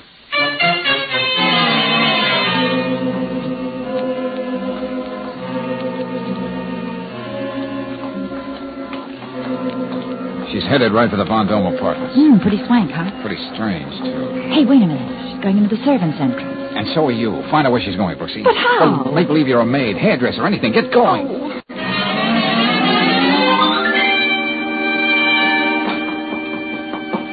Just a minute, going up. I'll wait for you any day, sister. I'll even bring my own lunch if I have to. Oh, you're cute. Oh, hello. You work for someone in this building, too? Sometimes. This is my first day on a new job, and I'm just a bundle. You're so right. I meant a bundle of nerves. Well, as I was saying, the first day you're always nervous. That's just natural, isn't it? I suppose so. But it wears off the second day, and that's natural, too, because you see... What floor when you get a minute? Well, because being a personal maid, you get to know your people personal-like, if you know what I mean. Look, beautiful. We're almost to the penthouse where this lady wants to go. Well, imagine that. What could I have been doing passing my floor like that? Gabbin'. You're cute.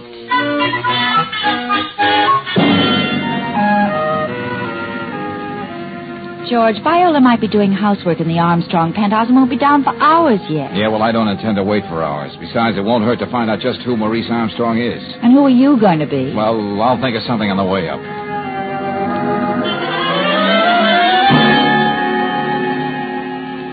I represent Mrs. Swenson's employment agency, and I'd like to speak to Mr. Armstrong about one of our clients. Well, I'm Mr. Armstrong's secretary. Is it important? He's busy at the moment. Yes, indeed. It's very important. It concerns Viola Kober and some fees, which are very much past due. Miss Kober? Yes. What's this about Viola? Who is this man, Miss Wilson? He's from an employment agency, Mr. Armstrong. It seems Viola... Owes us some money, and if I could talk to the young lady, I'm sure I could make her understand Mrs. Swenson doesn't run her business as a hobby. I see. Well, you understand I only have Miss Kober in now and then to do my special laundry. Oh, yes. You know, things I don't dare trust to the commercial establishment. Oh, of course. Now, if I could see her for just a moment. Miss Wilson, will you ask Viola to come in? She left some time ago, Mr. Armstrong. Oh, but that's impossible. I was waiting outside the service entrance. Oh, well, she wasn't feeling very well, so I had the houseman take her down in Mr. Armstrong's private elevator. Oh, come now. How much does she owe you, sir? $19.80. But you understand, it isn't just the money. It's the principle of the thing. And if I could have her address. Yeah. Take this and forget about it. Oh, you're very kind. But I still have to make my report out for the Employment Agency's Credit Association. And it won't hurt the poor girl. No, just routine, you see. So if I can have that address. Very well. Miss Wilson. No, I believe I have it somewhere on my desk here. Oh, yes, here it is.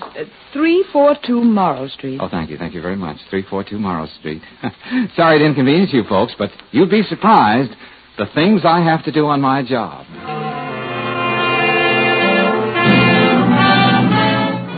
A couple Christmases ago, I got the gift of a Roku, which allowed me to watch movies from my Netflix account right on my television.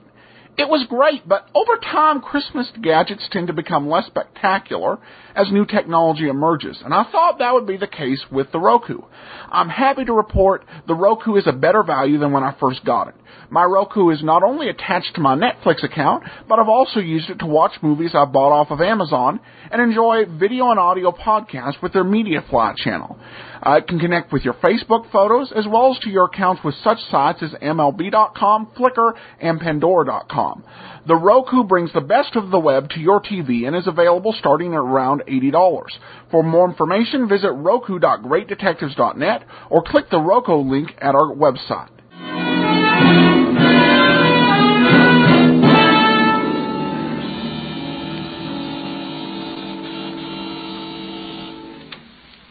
Hey, this is strange, Brooksy. You mean Viola's not being home? Yeah. If you were that sick, where would you head for? Home, if I could make it. Yeah, just what I mean, Angel. But it's no use hanging around. We'll get back here later. Oh, where are we bound for? Another blind alley? Oh, you're a pessimist, sweetheart. Blind alley? We made a lot of progress today. We found out that one Maurice Armstrong is a big tub of lard who buys and sells rare books and has his dainties laundered by hand. Oh, I know how you feel, darling. We're going to talk to Mr. Karofsky some more. I mean, let him do the talking. He might say something which seems unimportant to him, but maybe just what we need to see some light in this case.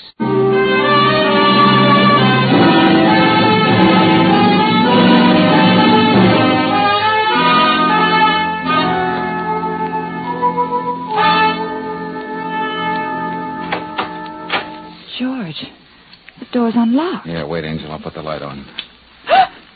George! They couldn't have done a better job if they used a bulldozer. Mr. Karofsky! Mr. Karofsky! Don't be naive, Brooksy. They didn't make rubble out of this place just for the exercise. No, they gave Karofsky this little party and took the guest of honor with them. George! Huh? Oh, come here, look. Yeah, blood. Oh, they couldn't wait, could they? They started working him over right here.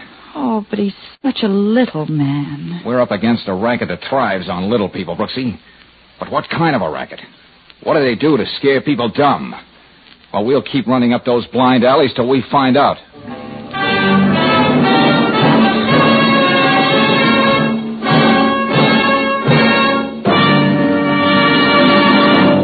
We'll return to tonight's adventure of George Valentine in just a moment.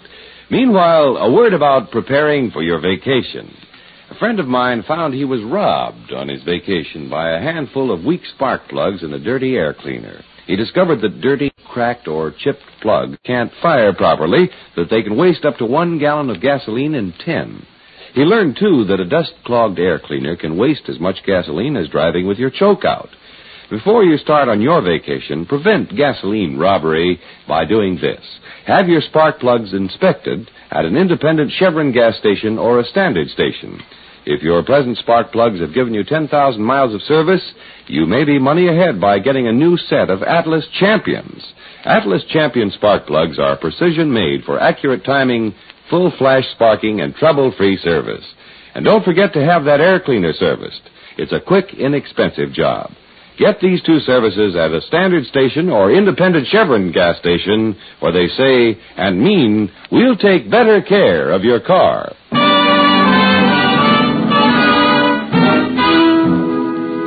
And now back to tonight's adventure of George Valentine. You meet a little man with one dream, to become an American citizen. You hear a fantastic story about being innocently involved in what looks like a vicious racket. And you find your client has been beaten and kidnapped. So you start swinging in all directions, like sending Claire down to headquarters to Lieutenant Riley. And you end up talking to that strange girl, Viola Coburn. You took a long time to get home after you left Mr. Armstrong's. 'Twas my day to work for him. Why I should tell you anything? Well, Viola, let's call it a rehearsal before you talk to the police. Oh. Okay. You know the information I want. There's nothing to tell. Once a month I get that money from Mr. Karofsky. I hand it to a man who's always waiting at the entrance to Hanover Park. Now we're getting somewhere. What man? He's a different man every time. Oh, now that's pretty slick. They know what you look like, but you don't know them, huh? I'm not doing anything wrong. I need whatever money I can make. You see, I'm not well. I can't keep a steady job. Yeah. I take it you met this Mr. X on the way home from the Vendome. Yes? Viola, I think you're holding out on me. I don't tell you anymore. I don't tell anybody. I have reasons. What's that supposed to mean? Whatever you wanted to. They're not going to do to me what they did to Mr. Karofsky. Now, please leave me alone, please. Okay, Viola, okay. But here's my card, just in case you need a sympathetic ear. Please, I just need to be left alone. I'll be hearing from you. I'm sure of it. After I find somebody who will talk.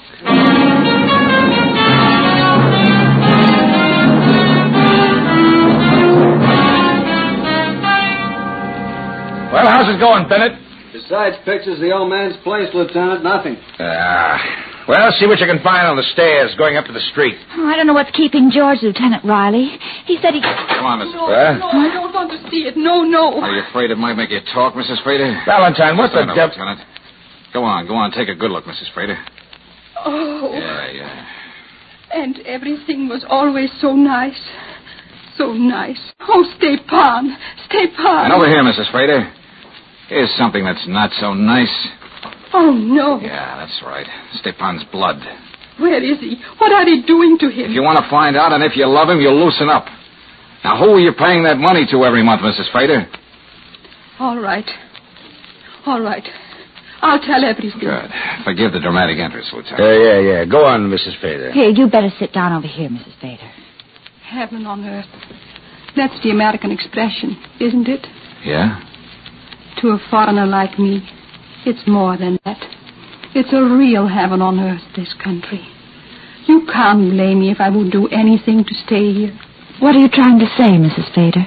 I'm not a citizen. Well, neither is Mr. Karofsky yet. But I can never be one. I paid to get across the border. I have no right to be here. Oh. Well, that's pretty serious, Mrs. Fader. I know. And they know it. That's why they make me and the others pay. All my life I would have to pay, or they would tell on me. Uh-huh.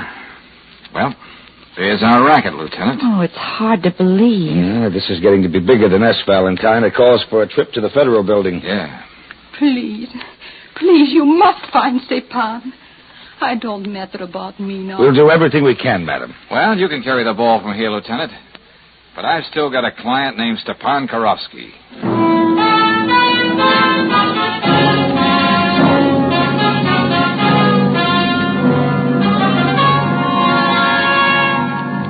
Brooksy, I'm going to stay right here in this office all night till I think of something. So go on home, get some rest. I can't hear a word you're saying. Thanks, honey. Oh, darling, you mustn't blame yourself. Oh, I keep thinking of that little guy. Fight gets away, Karofsky. Anything goes wrong, Karofsky. Oh, Brooksy, why don't I draw anything but blanks? Well, good evening. I see you've changed your mind. Yes, Mr. Valentine. Miss Cover, this is Miss Brooks, my assistant. Hello. Don't make any difference now. I read the papers. Why are those people paying all that money? Oh, come now, Viola. You knew that all the time, didn't you? Yes, but I couldn't say nothing because I was just like all the others. Okay. Now we both know. So what? The immigration people, they get me soon enough now.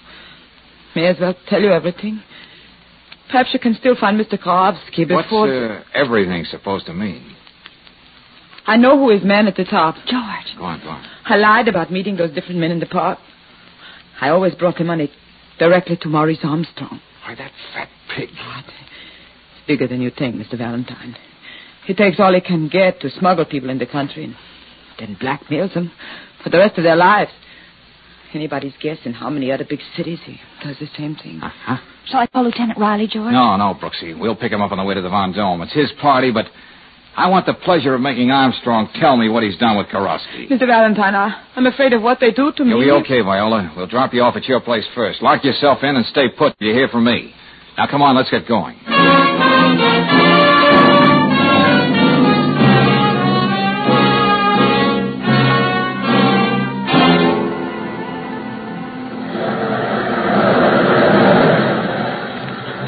That's a nice thing about police headquarters. You can always find a place to park. Oh, I feel so sorry for Viola, George. She looks so cowed, beaten. Always looking down, away from you. Well, she's been under a lot of pressure, Angel. She doesn't even care how she looks. Her beautiful blonde hair is beginning to look like a wig. Isn't there anything that can be done for her? Besides sending her to a beauty parlor, I don't know, Brooksy. It's not our job. Hey, put me through to Lieutenant Riley's office, will you, Hennessy? Sure thing, Valentine. Take it on that phone over there. Okay, thanks. This is George Valentine. Let me speak to the lieutenant. Out where? Say that again. Uh-huh. Found dead, huh? Okay, thanks. What is it, George? Another blind alley, Brooksy. Only this time there's a body at the end of it.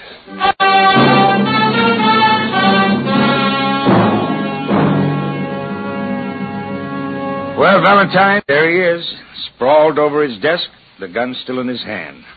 No doubt about it, Armstrong killed himself. Yeah.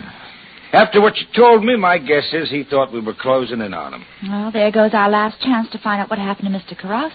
I've got the boys going through this penthouse with a fine-tooth comb, but no records at all on this alien racket. Oh, they'll find something because Viola put a finger right on him. Who reported the suicide, Lieutenant? Well, the houseman came in to say goodnight and found him like this. I remember the name from what you told me yesterday, so I beat it right over. I just heard about Mr. Armstrong. Oh. Who are you? Louise Wilson, Mr. Armstrong's secretary. I was. The girl on the switchboard called my apartment and told me what happened. Oh, I see. Well, Miss Wilson, just what were your duties as Mr. Armstrong's secretary? Did you notice anything strange about his activities? Well, no, he was a very well-known rare book dealer. Kept records of his transactions, catalogued the volumes, went to dealers with him. Mm-hmm. I did notice he was very nervous and irritable the last few days. Oh? How do you mean? I don't know. He acted as though he were afraid of something. Was there anything, Miss Wilson, to make you suspect that he might have been interested in something else besides old books? Well, to tell you the truth, Mr. Valentine, I've sometimes wondered about some of the people who came to see him, I mean. Huh? Oh, yeah? They were practically all foreign-born. Of course, so many book dealers are. Well, okay. Now we'd better get a hold of that girl, Viola, so she can identify Armstrong before we take him down to the morgue. Oh, I'll pick her up, Lieutenant. Oh, I just thought of something else. Well, let's have it, Miss Wilson. About a week ago, Mr. Armstrong gave me a package to keep in my place. He told me if anything ever happened to him, to mail it to a certain address he gave me. Well, for the love of heaven, why didn't you think of that before? I could have it here in half an hour. All right. Get going, please. Yes, Lieutenant.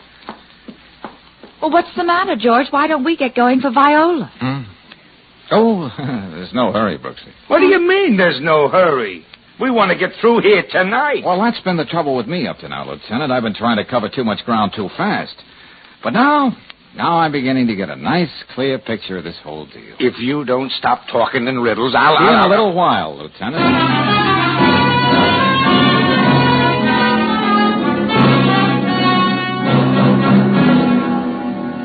And so, Miss Cobra, you absolutely identify this man as the one you delivered the money to. Yes, sir. Mr. Armstrong. Well, that settles that. Now you can run along. Oh, just a minute, Viola. Yes, Mr. Valentine? Remember the first time I met you in your room? You said you didn't want them to do to you what they did to Mr. Karofsky. Oh, yes. How did you know that anything had happened to Mr. Karofsky? Well... Miss Brooks and I were the only ones who knew that. You must have misunderstood what I say. Well, maybe I did at that. Valentine? Lieutenant, I wonder why Miss Wilson isn't back yet. She's been gone more than an hour. Would you have any ideas on that, Viola? Of course not. Why should I? Isn't it a safe bet to say that Miss Wilson could never get back here until you've gone? George, you're trying the lieutenant's patience and mine, too. There's another question you might be able to help me with, Viola. I don't understand. Miss Wilson only knew me as the man from Mrs. Swenson's employment agency.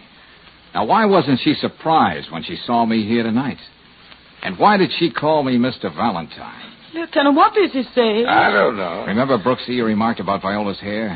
What a pity it was that such a beautiful blonde locks were beginning to look like a wig. Well, that's what it is. No! What the devil? She's a brunette. And if you took a handkerchief and rubbed some of this theatrical makeup Oh, off like George, this... take your hands Underneath, you'll find Miss Wilson. You're right. No. Oh, yes. And not Mr. Armstrong's secretary, his boss. Well, Valentine, this tops them all. And she's all yours, Riley, after she tells me where she's got Karofsky.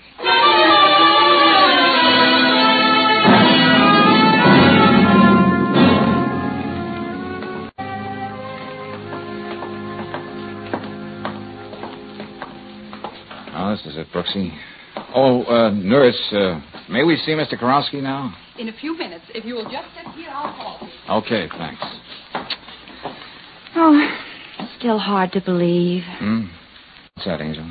The whole elaborate plan. Miss Wilson, killing Armstrong and making it look like suicide. Well, think of what she had at stake. A nationwide racket, smuggling in aliens, then bleeding them for the rest of their lives. And the silence of the victims almost guaranteed, until Karofsky's conscience began to bother him. She fooled me completely. So then she got rid of Armstrong, who was just a figurehead. Everybody'd think the trail ended there.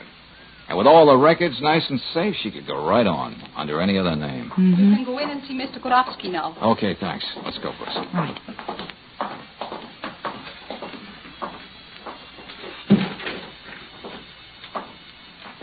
How do you feel, Mr. Karofsky? Oh, outside, not so good, Miss Brooks, but inside, beautiful.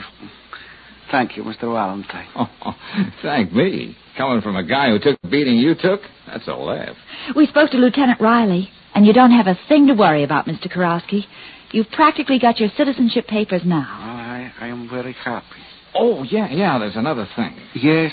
There are a lot of things a new American citizen can do. For instance, if it's all right with the judge, The moment he gets his papers, he can be married. Huh? And if the lady isn't a citizen, she becomes one, too.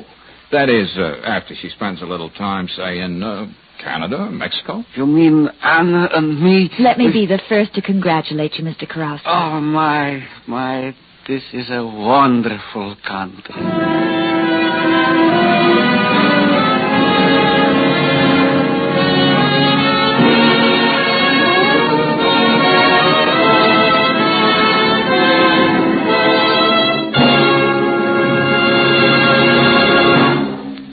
Did you know that your car's worst wear can begin after you turn the ignition off?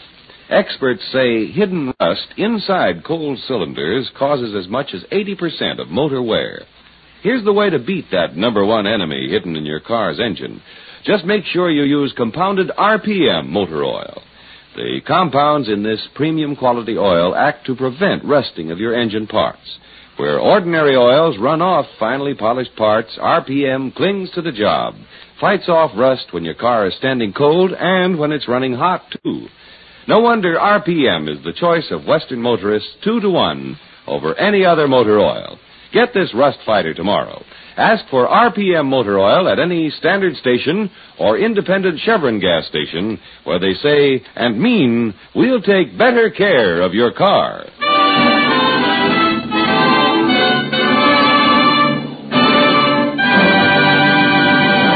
Next week, when you tune our way for another adventure of George Valentine, you'll hear... Now, look, Thorpe, I don't like to return such a very pretty check, but I'm here to call it quits. Oh, now, listen, you're not that busy. You can at least turn around when I... What's the matter with him, George? Just a minute, Brooksy. Hey, you'd better go on outside. If he could turn around, it would be the neatest trick of the week. He's got a letter opener stuck in his chest.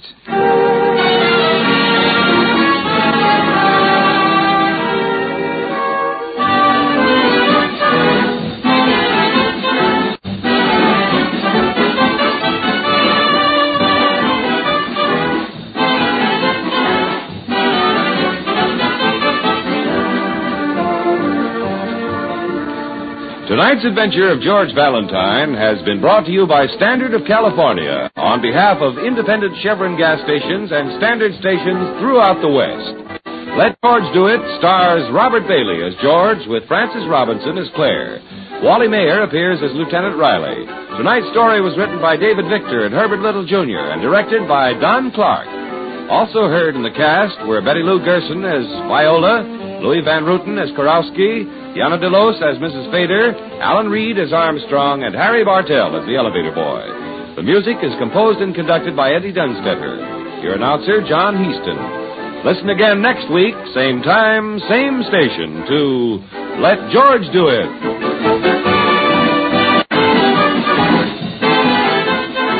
This is the Mutual Don Lee Broadcasting System.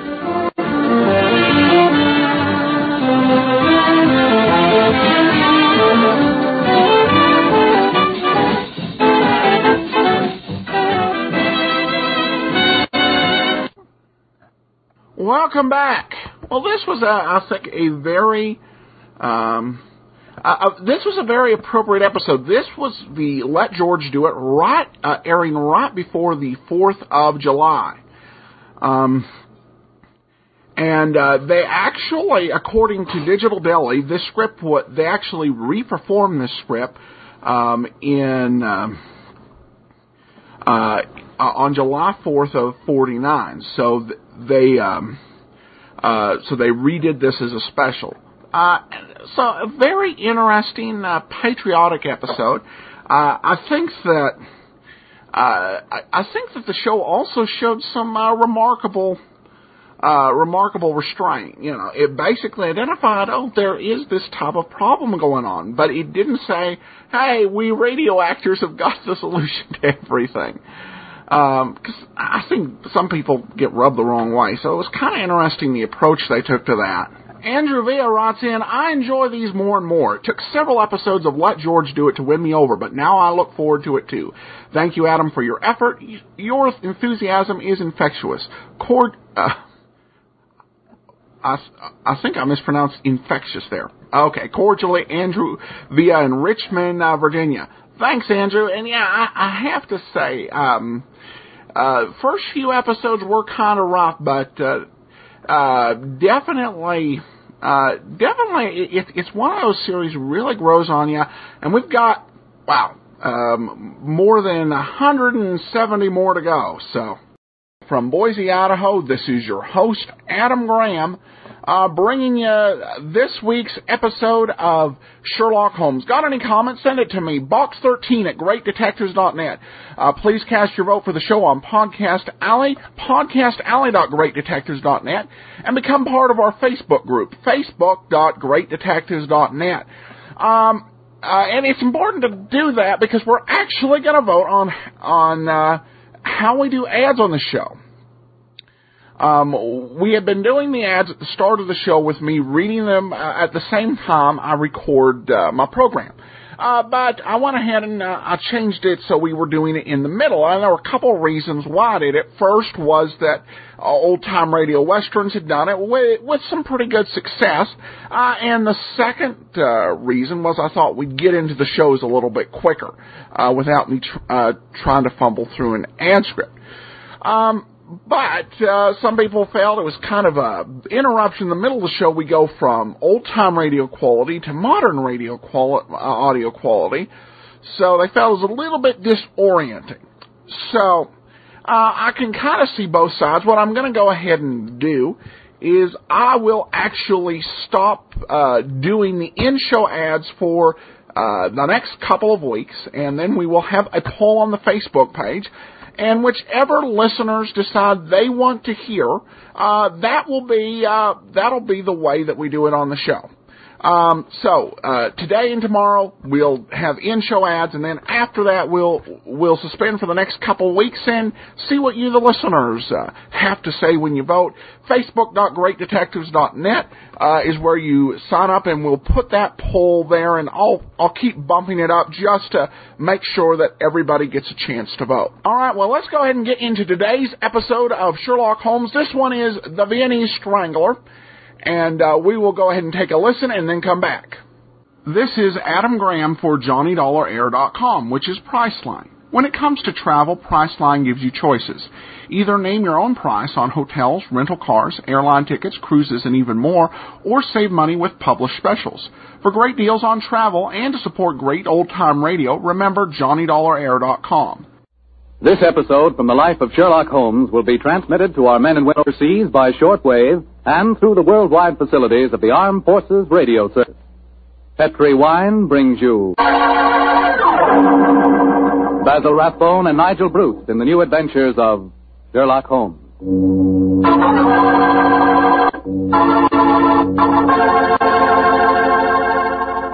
The Petri family, the family that took time to bring you good wine, invite you to listen to Dr. Watson tell about another exciting adventure he shared with his old friend, that master detective Sherlock Holmes. And say, I want to ask you if you've sent in for that little present we've got for you. You know, that swell recipe calendar. It's free, of course, and it's really something. It's a 2-year calendar for 1945 and 46, and it's beautifully done in full color. But the best part of it is that it's jammed with recipes and ideas for cooking with Petri wine. Send for your free recipe calendar tonight. Just send your name and address to Petri Wine, Petri, Petri Wine, San Francisco 26, California. San Francisco 26, California. The requests for this swell calendar have been coming in so fast that you better hurry up and get yours before we get snowed under. Write tonight, and we'll send you your free recipe calendar at once.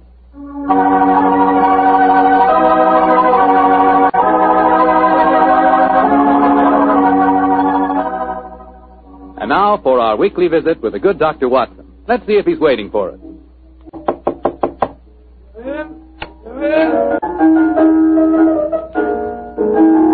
evening, Mr. Burr. Oh, good evening, Doctor. Playing the phonograph, I see. Yes, my boy. That particular melody is very potent memories for me. Here, I'll turn the thing on. You haven't come here to listen to a Mozart sonata. You want a story, don't you, young fellow, my lad? That's right, Doctor. Well, let's sit down. All right. That's better. Now I'll tell you what. Oh, thank you, Doctor. Began in Vienna in 1889, many, many years before the insane house painter named Schicklgruber had converted that gay city into a place of fear and oppression. And what were you and Sherlock Holmes doing there, Doctor? Just taking a trip? Mr. Foreman, in those early days of our association, we didn't have the time or the money for just taking trips.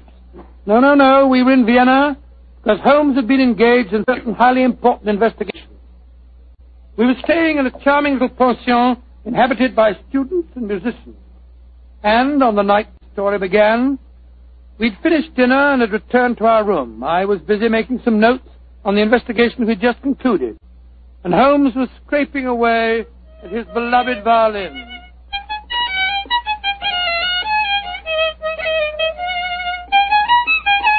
Confound it. What's wrong? Why can't I get it? Oh, it sounds very pretty to me. Pretty, really, old chap. Amateur. A heavy-fingered one at that. Listen to this. Oh, sounds like a fiddler at an Irish wake. Oh, take it easy, Holmes. Take it easy. There's no need to fling the violin down like that. What's an old chap?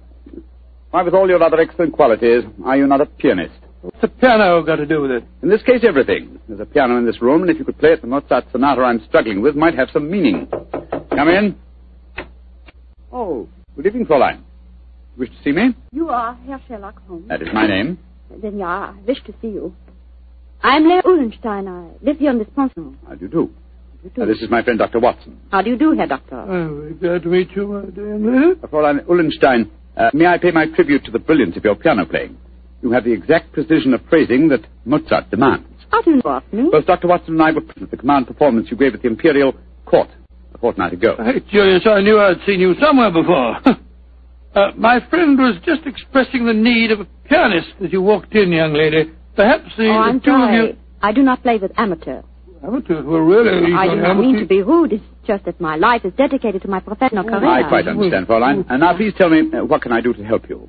I must presume you've come to see me in my professional capacity. Jawohl. That is correct, Herr Holmes. Though I realize to a great detective like you, my problem must seem quite trivial. I'm being blackmailed by a man in this pension. He is Sándor Opady, a Hungarian painter who lives in the studio upstairs. Sándor Opady. Yes, I think I've heard of him. Since 2 months now, ever since he knows my secret, he's come to me for money, and today he tells me he must have 250 gulden, or he will go to the police. I have not that much money. Herr Holmes, please to tell me what I shall do. Just what hold does he have over you? My brother, Karl, he got into some trouble here, and the police were looking for him. He ran away to München, as you say, Munich, and Sándor Opady knew of this. He was a friend of mine, so I thought. When this trouble came on my brother, I turned to Sándor for help.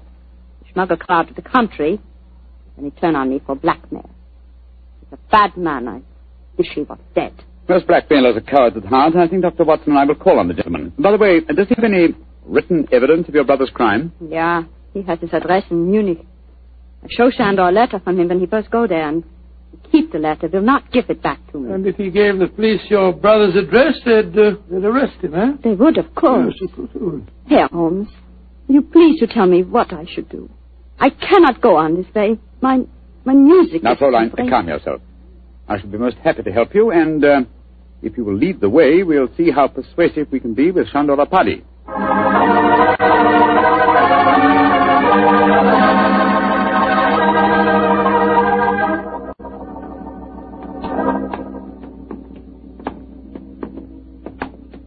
The studio, Herr Holmes, at the end of the corridor. I see. Now, remember, young lady, you'd better let me do most of the talking.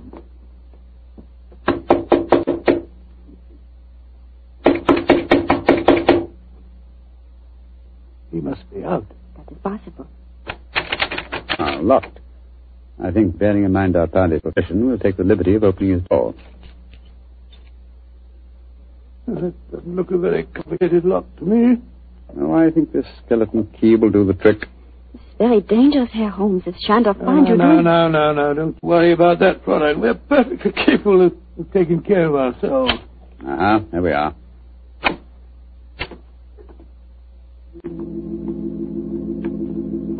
Close the door behind you, will you, Watson? Can't see a thing. I'll strike a match. Oh, Gott im Himmel. Quick, Scott, look at him. Thumped over his desk. Light the gas, will you, Watson? Right you are, Holmes. There. Judging from his appearance, Fräulein Ullenstein, I think Sandor Paddy had other enemies besides yourself. Less scrupulous enemies. He's been strangled. Look at the finger marks on his throat. Is he? Yes. His body is still warm, though. I'm afraid he's dead. I am glad. He was a bad man. Deserved to die. Watson, do you notice that the fingers of the killer have broken the skin and drawn blood? Oh, yes, so they have. Should we not communicate with the police? Before we do that, Fräulein, we must see if we can find your brother's letter. Help me move the body, will you, Watson? Lying across an open dispatch box that might contain the document in question. Right, Joe. Come on, Buffalo. That's...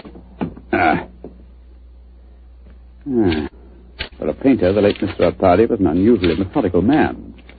Everything filed here in alphabetical order. Here we are. You, Fräulein Leah Ullenstein. And the letter has the Munich postmark. I think this must be the document in question. Will you examine it, please, Fräulein? Yeah, this is the letter. Herr Holmes, how can I thank you? There's very little to thank me for. If the blackmailer were still alive, I fear it wouldn't have been so simple a matter. I wonder what other treasures this box contains. Hello? Hello? What is it? Interesting. Extremely interesting. Look at this, old fellow. Good Lord. Information on the case that we've just been working on. Exactly, and from the names attached to the document, I think we may assume that the dead man did not confine his blackmailing to struggling young pianists. He was after big game, too. Yes, we'd better be careful, Holmes. I don't think that we should go for the police just yet. No. We'll start by having a little talk with the other residents of this pension. Fräulein, who lives in the room adjoining this one? I too, Herr Holmes. And the room across the landing? Lai Tong-fo, the great Chinese actor, he's performing here in Vienna. I see. Then I think we'll start by calling on him. Return to your room, Fräulein, and we will let you know later what we've found. In the meantime, say nothing to anyone of what has happened. I will do everything you tell me, Herr Holmes, and please, once again, please let me thank you for what you've done for me. You know, Holmes, I'm not sure that girl didn't strangle Arpadi herself. Pianist would have unusual strength in her fingers, and we know that she had the motive. And look how naturally calm she was when she realized the man was dead. I disagree with you, old fellow. I think what you refer to as unnatural calmness is really the cold detachment of the two... Well, I have a feeling that we should keep an eye on her, just the same. We will, Watson, we will. And now I suggest we pay a visit across the landing to the distinguished Chinese actor, Mr. Ling Tu-fo.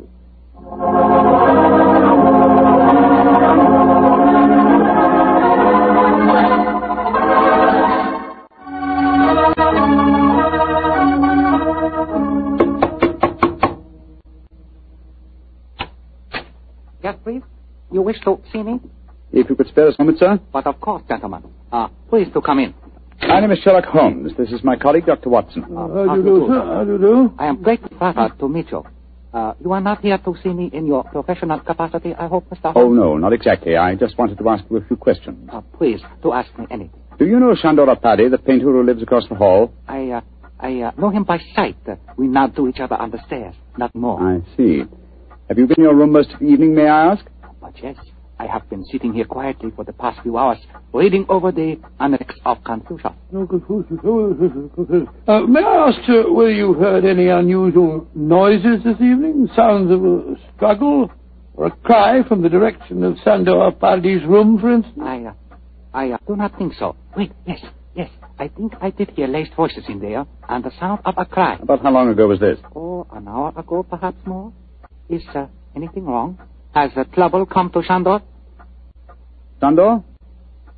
I thought you said you were only a nodding acquaintance with the gentleman. He is a well-known artist. It is only natural I should call him by his first name, Mr. Holmes, even though I do not know him. Has something happened to him? I'm afraid so, but I can't tell you any more about it at the moment. Thank you for your cooperation. We shall see you again, no doubt. Good evening, sir. Good evening, gentlemen. Good evening.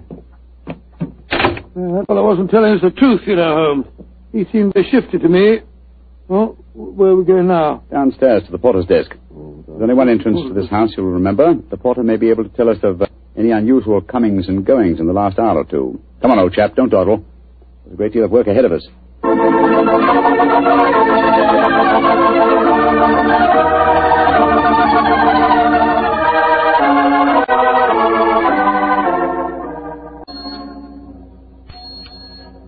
Yeah, Herr Holmes, what can I do for you? How long have you been on duty tonight? Since 5 o'clock. Did you notice what people have come in or gone out since then? No one has gone out. Ah, splendid. And who came in? Fräulein Ullenstein came in just after 6, Oh, yes. and Apathy, the painter, came in a few minutes later. That is all. Ah. Who lives in the other ground floor apartments besides Dr. Watson and myself? There are only 2 other apartments. In the one to the right of the corridor lives Madame Janssen. She's a Swedish lady, a sculptor. And in the other? Signora Violetti, the Italian opera singer. Oh, thank you. Thank you very much. I'm much obliged to you. I'm happy to be of service, Herr Holmes. Where are we off to now? Back to our rooms? Oh, we'll call on Madame Violetti if she's at home.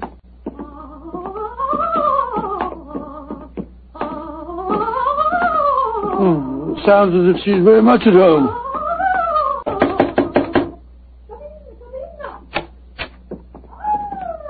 Signor Sherlock Holmes, that is a friend have come to see me. Bravo! Bravissimo! I have so much wish to make your acquaintance. Sit down. No, I'm afraid we can only stay for a moment, madam. My friend wanted to ask you a few questions. Yes, Signora. I just wanted to know... I know your questions. Oh.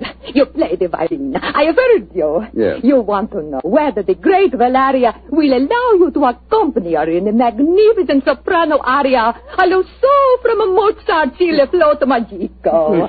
Violetti's answer to your question is si. Yes, madam.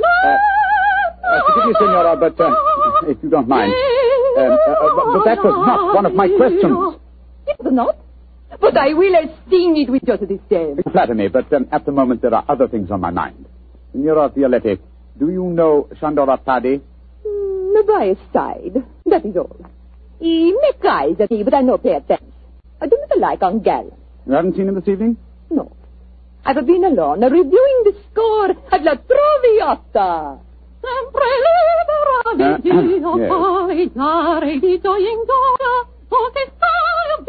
I am to sing it next week here in Vienna. I hope you will both be present. It would be a great treat for I'm you. sure it would be, Signora. Now, if you'll excuse us. Oh, it is sad you must go so soon. But come and see me again, and I will sing for you both before you leave Vienna. Great Scott, what a ghastly woman. She's not your murderess, I'm sure. And now I suppose we'll have to question this sculptress woman. And then we'll talk to everyone in the house. No, I think before we visit her, we'll examine the dead man's room a little more closely. That black tin dispatch box may hold the key to this mystery.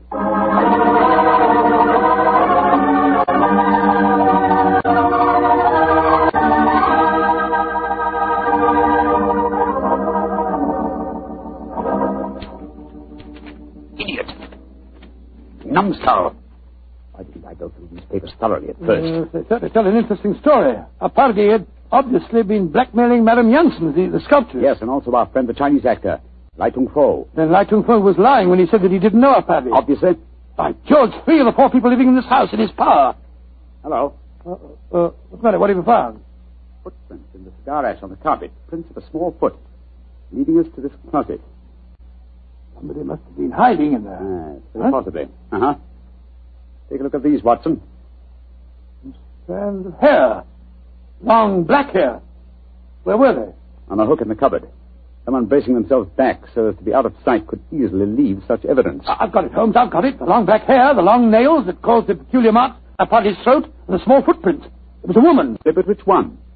Fräulein Ullenstein and Signora Violetti both have blonde hair, remember? And it must be that sculptress woman. Not necessarily. Who else, not a woman, might have small feet, long nails, and long black hair? By Jove, the Chinese actress. Come on.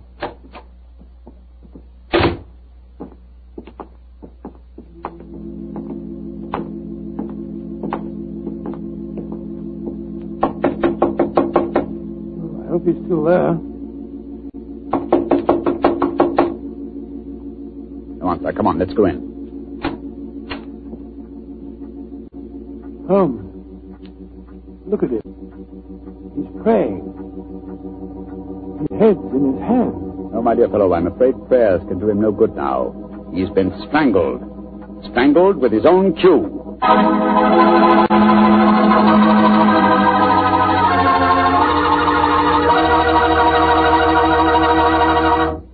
Dr. Watson's story will continue in just a second. So I'm going to take that second for a fast question. I know you've probably tasted port wine, but have you ever tasted Petri California port? Have you? Because if you haven't tried Petri port, well, you can just tell yourself right now you don't know how good a port can be. Petri port is rich, red, and hearty. But what you want to know is, how does it taste? The answer to that is short and sweet. The taste is terrific. And say, Petri California Muscatel is on the terrific side, too. Petri Muscatel has the flavor and fragrance of real, juicy Muscat grape. Both wines are perfect after dinner or any time you're sitting around talking with your friends. Try them. They're great. They've got to be, because they're Petri.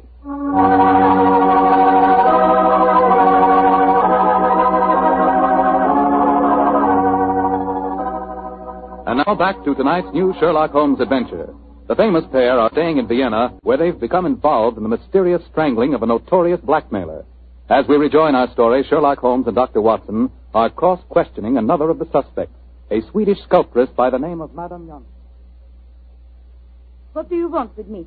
Why have you come in here? Well, we just wanted to ask you a few questions, madam. To admire your figurines, may I ask if you always work in clay? Yeah, but what's that to you? Do you wish to buy some of my sculpture? No, but I assure you the question was pertinent. Tell me who you are and stop wasting my time. My friend is a private detective, madam. A detective? Who sent you here? No one sent me here. I'm conducting an investigation of the murder of Shandor Paddy. Shandor dead? Mm-hmm. Good. I'm glad. Yes, madam, but we happen to know that you had a motive for killing him. He'd been blackmailing you. Get out of here. What right have you to come here and question me? No. Look here, madam. If you know what's good for you, you will answer our question. And if you know what's good for you, you'll get out of here, both of you. Come along, Watson. But, Holmes, you can't possibly... Forgive me, madam, for our intrusion. We've meant no rudeness. You have been rude. Intolerably rude. Go away. Whatever made you back down like that, Holmes? Obviously, she's the killer. Rubbish. But her hair was jet black. Yes, but it was short hair. And didn't you notice the size of her feet anyway? She works in clay. If it had been marble, I might have suspected her. Upon my soul, Holmes, I wish you'd tell me what you're driving at. I've the answer to these killings now, Watson. But I'll have to prove it. I'm afraid I must work without you, old chap. Do you mind waiting for me in our room? No. Wait a minute. That may be dangerous. Wait for me in Signora Violetti's room, if you don't mind. I'll join you there as soon as my work is done. Pretend that you have returned because you were so enchanted with her voice. Oh, great Scott, Holmes. You can't ask me to be alone with that dreadful woman. Please do as I say, Watson, and don't question me. There isn't a moment to be lost.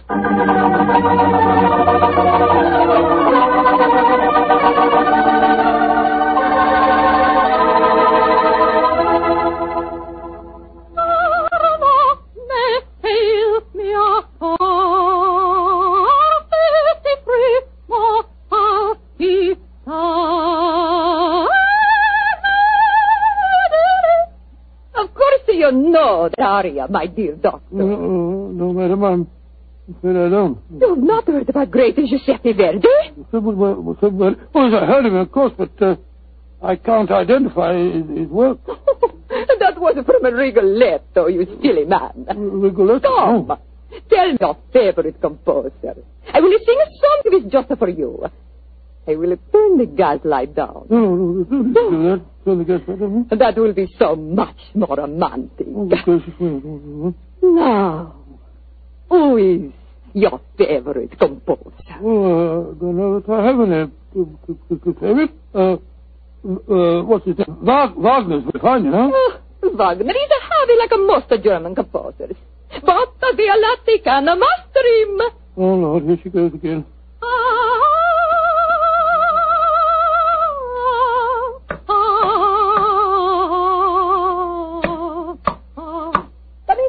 Come in.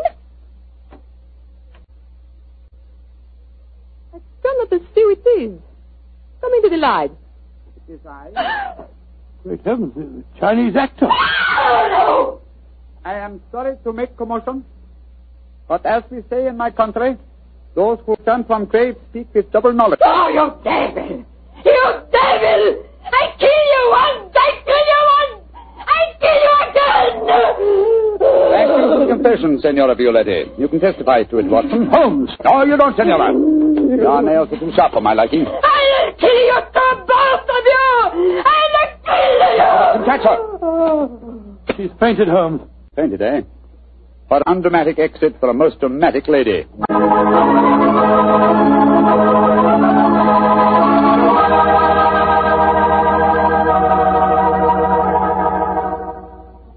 Well, Holmes, now that you've turned Signora Violetti over to the police, perhaps you tell me what made you certain that she was a murderess. It was obvious from the beginning that Parry was strangled by someone with long fingernails. When Lai Tung Fo was killed, it ruled him out. Then who was the woman with a motive and long nails? First of all, no. Elementary, my dear fellow. Was the woman Fräulein Ullenstein? No. Being a concert pianist, her nails were naturally short. The sculptress who worked in clay? Again, no. That would make it impossible for her to mold her delicate figurines. Therefore, Signora Violetti, by the process of elimination, was the only woman with long nails. Why did she strangle the Chinese actor, too? Undoubtedly, he witnessed the first killing. The long black hairs in the closet were from his cue. I presume that later he threatened Signora Violetti, and so he himself was strangled. I still don't understand why she strangled our party in the first place. Mr. Watson, I think you'll find that he's been blackmailing her, too. Remember, he had documents incriminating everyone in the house except her. I think we may assume she killed him and then removed her own papers from the dispatch box. But I'd no proof, and so, well, I had to frighten her into confession. So that's why you disguised yourself as Lai Tung Fu. Yes, I borrowed the robes from his room. It was lucky that the lights were low as I entered. Yes. And it's also fortunate that to the average European, all Chinese look alike. Come in. Ah, Fräulein Ulstein. We're coming in to see you in a few minutes. I've been waiting so anxiously. Is everything all right? Well, from your point of view, my dear young lady, yes. There's nothing more for you to worry about. Oh, I would like to repay you, Herr Holmes. I've done very little for you, but if you really feel that you owe me something... Yeah? Well, perhaps just this once you wouldn't mind accompanying an amateur? It would be a pleasure. What did you wish me to play? A Mozart sonata. But of course. The rondo from the E-flat, I suppose. That's splendid. Please, Fräulein. You like Mozart, Herr Doctor? Oh, very much, young lady, very much. In fact, I might say he is my favorite composer.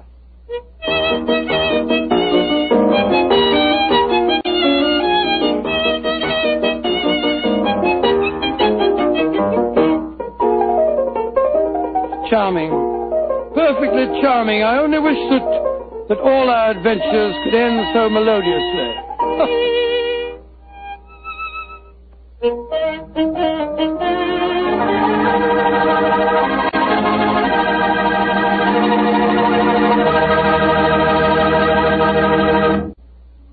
Tonight's Sherlock Holmes adventure is written by Dennis Green and Anthony Boucher and is based on an incident in the Sir Arthur Conan Doyle story, A Case of Identity.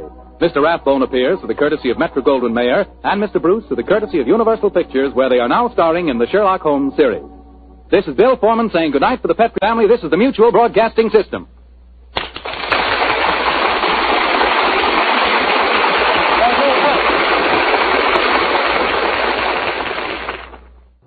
Welcome back. This is one of those episodes of Sherlock Holmes where they, or of old-time radio in general, where they try to do every single dialect you can imagine. I heard an episode of Superman like this. This was definitely challenging on the dialect perspective, and most of them came out pretty decently. As for the mystery itself, I don't know. It seemed kind of beneath Holmes, given that what he needed to do to solve it was just keep track of the number of people's fingernails and hair. But every show has some weaker episodes, and they'll be back, I think, with another good one next week. Not a whole lot before we get into today's show. Just wanted to remind you that we do have advertising and sponsorship options available. Advertising for small business, sponsorship for your non-commercial sponsorship. Go to advertising.greatdetectives.net or sponsor.greatdetectives.net. But not a whole lot else to get into before the show. So we'll go ahead and we'll have a brief commercial message, and then we'll get into today's episode of yours truly, Johnny Dollar, the Racehorse Piledriver matter. But let's go ahead. We will get into it, and we'll be back after the show. This is Adam Graham. Most of us don't have action-packed expense accounts, but even in a tight economy, we still need to travel for business or to visit family. That's why I recommend JohnnyDollarAir.com, which is Priceline. At Priceline, you can choose from published specials on airfares, hotels, and rental cars, or name your own price and save even more. For all that travel you need to do, remember JohnnyDollarAir.com. This is a horse on me. But I did find out that in a race for life and death, the police laboratory is where they make the photo finish.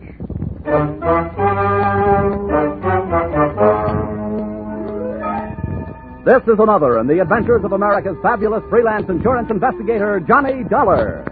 At Insurance Investigation, Johnny Dollar is only an expert. At making out his expense account, he is an absolute genius.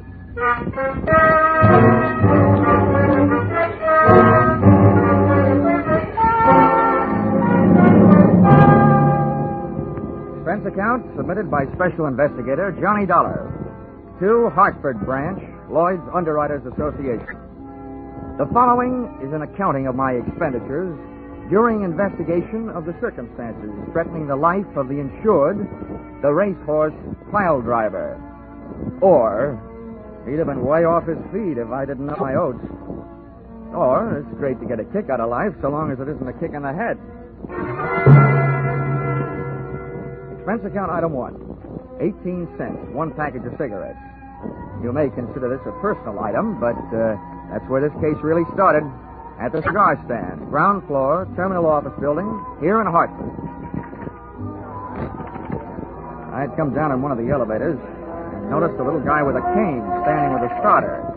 After I passed him, I felt myself being pointed out. And not being the type who likes being followed for long periods of time, I gave myself a good reason to stop and look things over. Hello, Mr. Dollar. Hiya, Mac. Give me a pack of Luckies, will you? I just sold you a pack when you came in. I know. But things may really start smoking any minute. Here. Good morning to you, sir. I've been led to believe that you were one Mr. John Dollar. Would that be a fact? Yeah. I'm Dollar. What can I do for you? Well, I am quite a famous fellow myself. Perhaps you've heard of the fabulous jockey Earl Sand? Yeah, but... Well, next to him, I was among the best. May I introduce myself? I'm the famous little Nettie Montana, sometimes called the short Johnny Longden. Shake hands. Oh, how do you do? Now, to business.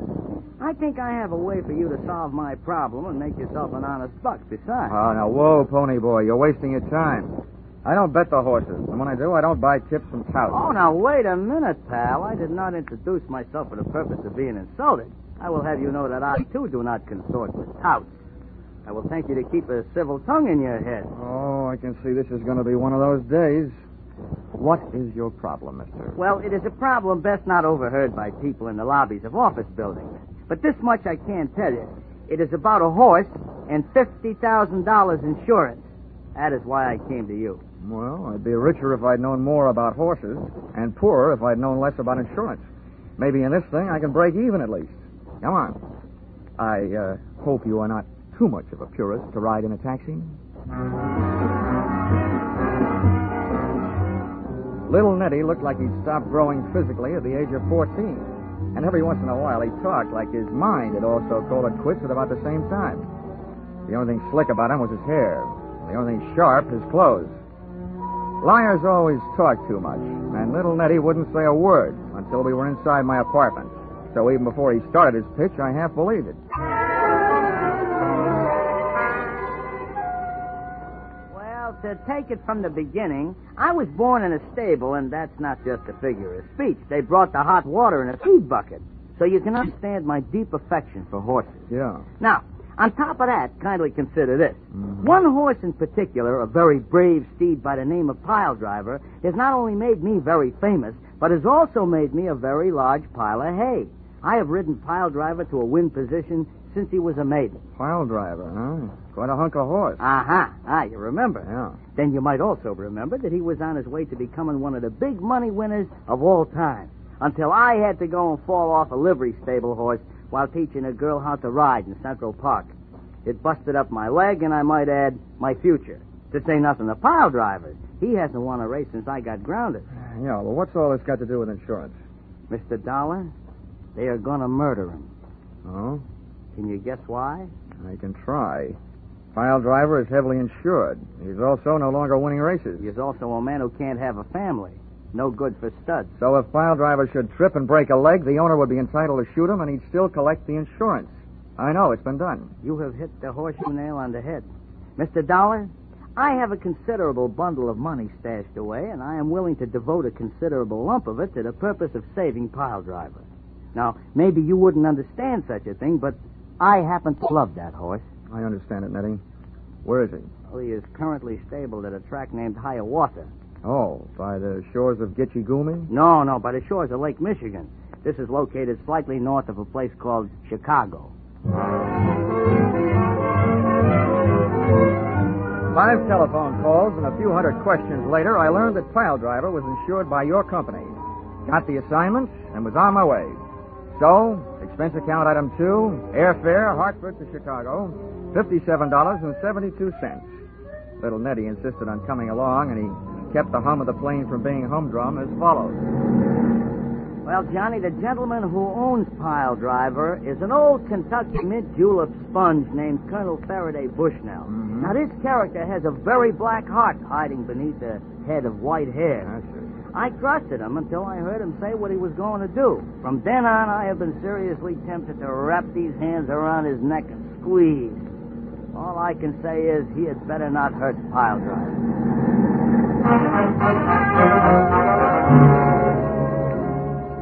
Expense account item 3, $16.40. Cab fare, Chicago Municipal Airport to Hiawatha Racetrack. Arrival time, 10 a.m. To me, a racetrack always smells good, of horses, green grass, and excitement.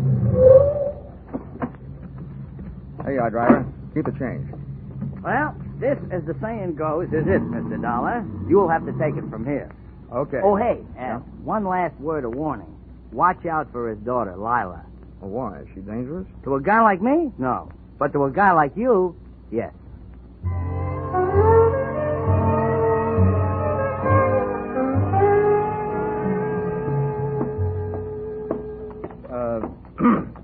Pardon me, miss. Can you tell me where I'll find the boss around here, Colonel Bushnell? Oh. I was just going to chase you away. But you don't look like just another hay and grain merchant. What you selling? I'm not. I'm buying. Where's your daddy? How do you know the colonel is my daddy? Well, he told me he had a pretty daughter. Oh, well, thanks. Who are you, mister? Well, as for the name, that's $20. As for my business, that's trying to buy one of your father's horses. Well, the colonel won't be back for a little bit, but I'm bossing while he's away. I'll tell you now, I don't think he's figuring on selling any of his horses. But I'll be glad to show them to you. Good enough. But there's only one I'm really interested in. Piledriver. Piledriver? Why, no, Daddy wouldn't sell him. Why not? Why, he's practically one of the family. He put me through the last 2 years of college. You mind if I see him anyway? Why, no, not at all. Right over here. Okay. Here, baby. You have company, darling. Meet Mr. Dollar. Hello. Quite a horse. No, he's just a perfect dear, aren't you, darling? Mr. Dollar, why do you want to buy Piledriver? Oh, he's a great horse. Got a great record. Have you been following him lately? Yeah. Oh, I know he hasn't been winning. That ought to make his price cheap and the odds long when he gets back running. I just happen to think I can make a winner out of him again. But his spirit's all gone. How do you think you're going to do that? Well, if I told you, his price might go right back up. Johnny, darling, I can't help it, darling. Hey, wait a minute. Let go. Wait a minute. Please, darling, please. Well, it was great fun. But what was it for? John, you shouldn't have. Right out here in the open. Huh? Oh, Leo. Yeah.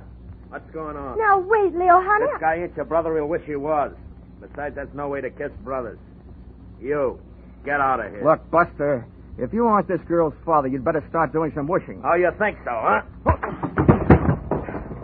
This is the roughest game of post office I ever got mixed up in. Like that, please. Johnny, what are you doing to him? Hammerheads like this, hammerlock. Let him get tough now, and I'll bust his arm. Gentlemen, what's going on here? You spectators there, run along now about your business. Leo, I must say I am surprised at you. Fighting in front of a lady. Dad. Get him off of me. Here, young man. I demand that you dismount, Mr. Colby. Sooner or later, I guess I'll have to. Now, listen, Leo. Are you paying close attention? Yeah. After I let you up, if you make one move except away from here, I'll give you a pair of fat ears, okay? Oh, look at the suit. I'm going to start wearing knee pads. Come on, Leo, honey. Let's get away from here. I hope you're not blaming me for what happened. I don't know. Hold up, Now, see here. I demand an explanation. So do I. I came here to get to the horse business, and I end up in a fight racket. Who is that guy? That gentleman, sir, is Leo Corbett, a brother horse owner. And I might do the favor of warning you that Mr. Corbett is a hard enough man in business dealings. But when it comes to my daughter, he's downright violent. Your daughter was downright impulsive. Maybe so. But Leo is hardly the type to stand by while some other fellow kisses his girl. And I saw that happen with my own eyes. Now, don't let it worry you, Colonel. I didn't come here to collect lipstick samples. There's one thing I can be glad about in my encounter with Mr. Leo Corbett. What is that? That he isn't James J. Come on, Colonel. Let's start business.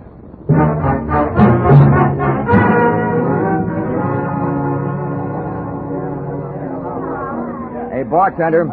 Hey, Mr. Dollar, over here. Oh, never mind. There's my man over there. How are you, Ninny? Oh, I'm fine. Hey, but you, where did you catch that mouse under your eye? Oh, I'm sharp as a trap, I am. You were so right about Miss Bushnell. She's not only dangerous, she's daffy. Huh? I didn't know she could hit that hard. No, she didn't. Let's just say that she has a novel way of introducing people to her boyfriend. Oh. You know him? Leo Corbett? Well, if I knew any more, I'd be the Racing Commission's witness. He owns a string of very fast horses who run very slow until the odds get right. Then he bets them up to the brisket, wins himself a potful. It's also rumored that he is stiff competition to the Perry Mutual machines. He books big bets among the owners. Well, they'll catch up to him sooner or later. They always do. Amen. But about that human glue factory, my friend, the horse-killing colonel, what with him? Well, I offered him $60,000 for Piledriver. Huh? That's $10,000 more than he'd get if he knocked him off and collected the insurance. Yeah, where are you going to lay your mitts on 60 G's? I haven't got that kind of dough. We don't need that kind of dough, little Nettie. You see, I told Bushnell that I was sending to California for my private vet, and that he'd be here in 3 days. And that once he pronounced the horse sound, I'd give him the money. Yeah, but that only means that Piledriver is safe for another 3 days. And then what? In those 3 days, it's up to me to prove intent. And if it's there, I'll prove it. And have the policy canceled. Once that's done, he'll probably be willing to peddle the horse for $10,000. That I can handle. But in the meantime, I'm not taking any chances, see? I'm keeping Piledriver under my own personal eye. I wish you wouldn't, Nettie. We don't want the colonel getting suspicious. I can't help it, Mr. Dollar. I just can't help it. Okay, Nettie, but don't blow it. Be careful.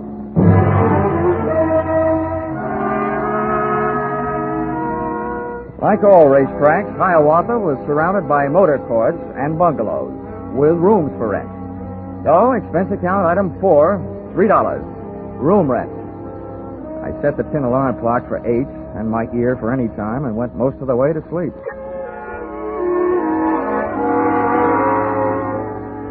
First things being first, I dreamed a girl. Then I dreamed a fire engine. And suddenly, I realized why. I was hearing some. I bounced out of bed and over to the window. There I saw an incendiary sunset hanging over the racetrack stables. I jumped into my pants and into the landlady's car and got over there as fast as the 1929 Ford could take me.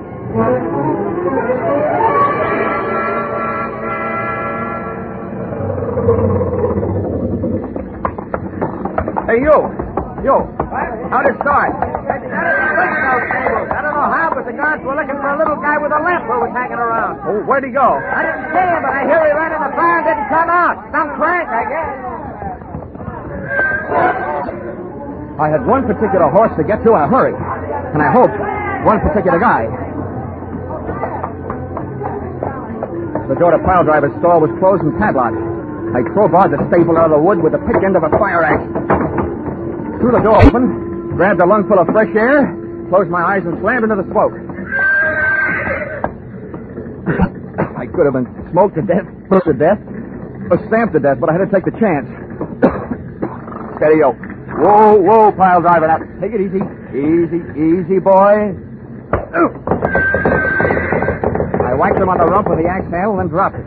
I slipped to my knees, started groping across the straw-covered floor. I knew that if there was any air in there, that's where it would be. And if there was an ex-jockey in there, that's where he would be. And that's where he was. In the first corner I tried. I crawfished backwards toward the door, dragging him, inch by inch, out into the clean, cold shower of fresh night air.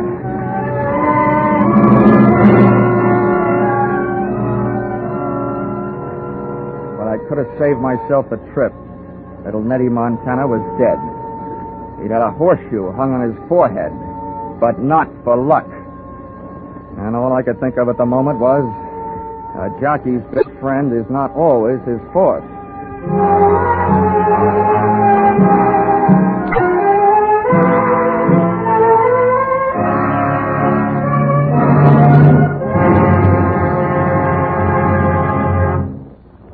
In just a moment, we will return to the second act of Johnny Dollar. But first, may we take just a moment from tonight's Johnny Dollar stories to remind you that 3 more fine adventure shows come your way each Saturday night on most of these same CBS stations. First, there are the adventures of Philip Marlowe, based on the smart and tough Private Eye created by Raymond Chandler. Second, there's Gangbusters, one of the most famous crime shows on the air, reenacting outstanding police cases in real life. Third, there is Escape, a highly unusual adventure show which fulfills your need for escape. Hear these 3, Philip Marlowe, Gangbusters, and Escape, along with yours truly, Johnny Dollar, every Saturday night, won't you? Tune in this fall for the shows that you love best of all. Listen carefully. Here's the address. It's CBS. Now, with our star, Charles Russell, we return to the second act of yours truly, Johnny Dollar.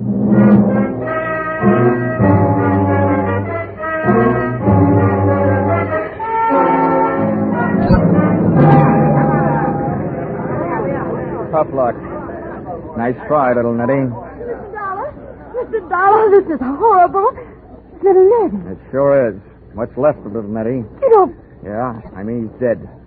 You know, when I was a kid, I knew about a story with a horse and a woman in it. Helen of Troy. I should have remembered that before I tangled with you. Why don't you get lost? Whatever's the matter with you? Look, Miss Bushnell, 2 minutes after I met you, you bagged me into a fist fight with your boyfriend with a phony kiss. I don't know how much you had to do with putting little Nettie where he is, but I intend to find out. Why, you're insane. Any fool, even you, Mr. Dollar, can plainly see that this boy's been kicked in the head by a horse. Lila, child, what are you doing here? Why, I saw What? Who's that on the ground? What? It's little Nettie. Don't tell me he's dead. What would you be if you got kicked in the head by a horse, Colonel? Why, the poor boy. I held this lad in deep affection until just a few months back. He was my best jockey. What on earth was he doing around here at this time of night? From all I can see, little Nettie swapped his life for Piledriver's. As swell as he was, it's a pretty big price to pay. Although I guess you wouldn't think so, would you? What? What's that? I demand an explanation of precisely what you mean, sir. I mean that to some people, a dead horse is more valuable than a live one. Too bad you can't go count your money. I gotta take my friend to the morgue. An hour later, little Nettie was resting better than I was. I'd made my report to the police and was back pacing the floor of my rented room. There wasn't a long walk.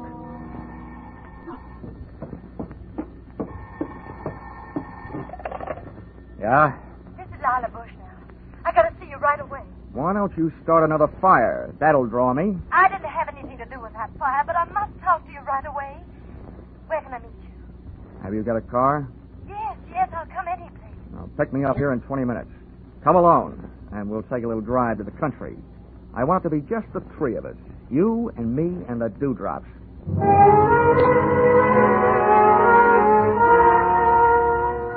Dawn was making a dark gray promise in the sky when she picked me up, and a few easy-to-please birds had found something to sing about.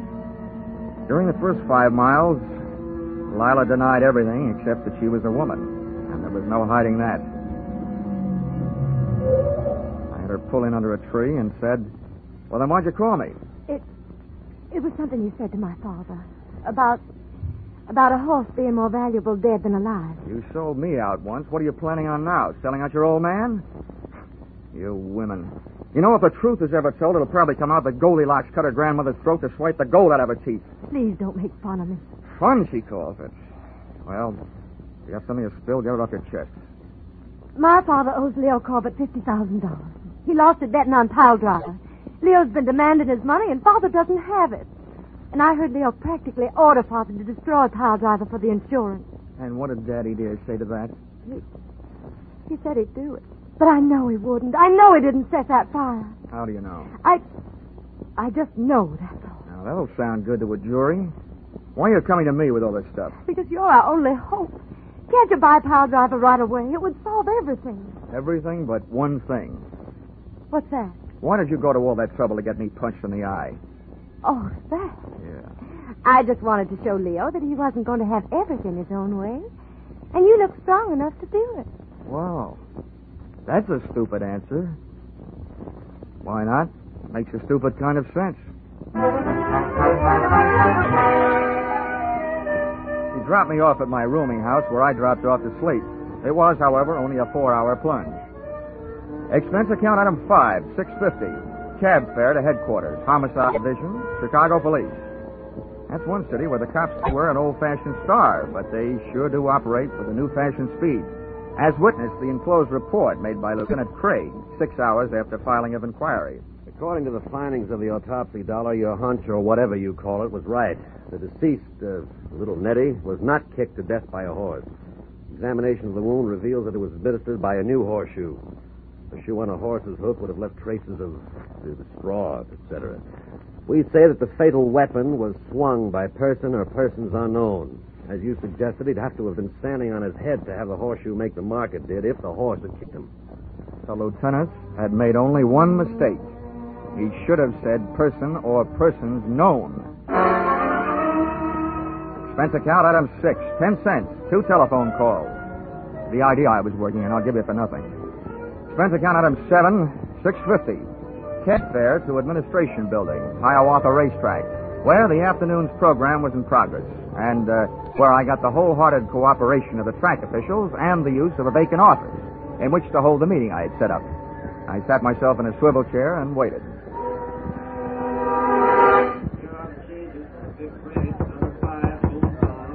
Come in.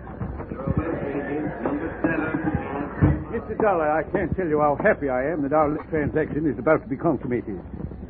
If you have the money with you, sir, Piledriver is yours. Now, wait a minute, Colonel. Let's not go consummating too quickly. But, my boy, you indicated over the telephone. I indicated over the phone just this. I said my offer was as good as it ever was.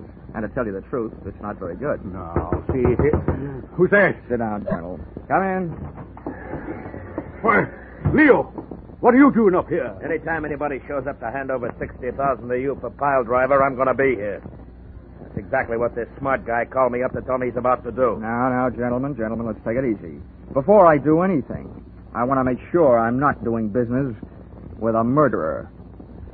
Sir, I demand an explanation. What about you, Leo? Yeah, so do I. Well, here it is. The Chicago police know 2 things. 1, that last night's fire was set. And 2, that little Nettie was murdered. And that little Nettie got a couple of lungfuls of smoke before he got hit over the head with a horseshoe. That means that whoever hit him over the head sucked in some smoke, too. Well, I've never heard such a pack of nonsense in my life. What are you getting at, wise guy? Just what I told you. I don't want to do business with a murderer, especially $60,000 worth. But I've made it easy on you, to prove that you aren't. You see, I got a doctor in the next room with portable X-ray equipment. If you've got fire smoke in your lungs, it'll show up. Now, how about it? Why, this is ridiculous. Why don't you leave the Dick Tracy stuff to the funny papers? Because I don't feel like laughing. Now, once more, how about it? President, I still don't know what this tomfoolery is about, and I'll feel downright silly while I'm doing it, but I'm willing to take my chances. Okay. Leo, you're first. Follow me.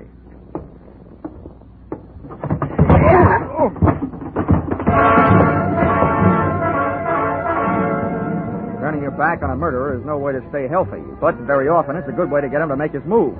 This one did, right out the door, knocking me down en route, and the chase was on. Out of the building, and out toward the grandstand and the racing circle. And there they go. On the outside, Greeny Boy by a neck. It's Front Country by a wing, and Piledriver by a head. And at the quarter, it's Greeny Boy It may have been Dreamy Boy at the quarter, and on the track, well, it was my quarry by 50 lengths as he headed up an aisle into the grandstand.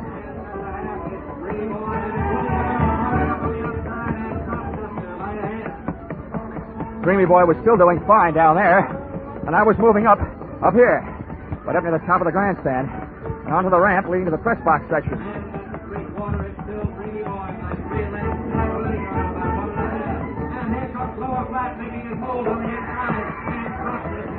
Just as Dreamy Boy hit the three-quarter, we hit the grandstand roof, and then we went into the stretch.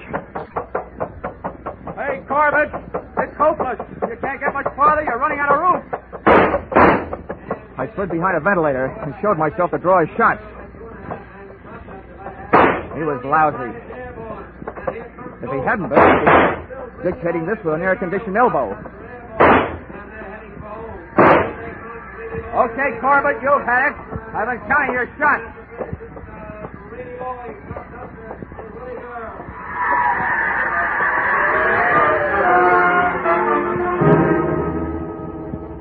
Corbett tried a few ventilators himself, and then apparently he decided the second time he fought me, he'd do better. He rushed in swinging. I was doing great trading punches, but he finally moved inside and threw one. I ducked low, but he came up fast with his knee. I sat down, and he took off, straight to the back corner edge of the pitched roof. He swung over the side and started to shinny down the 100-foot rain pipe. But that was built to carry rain, not people.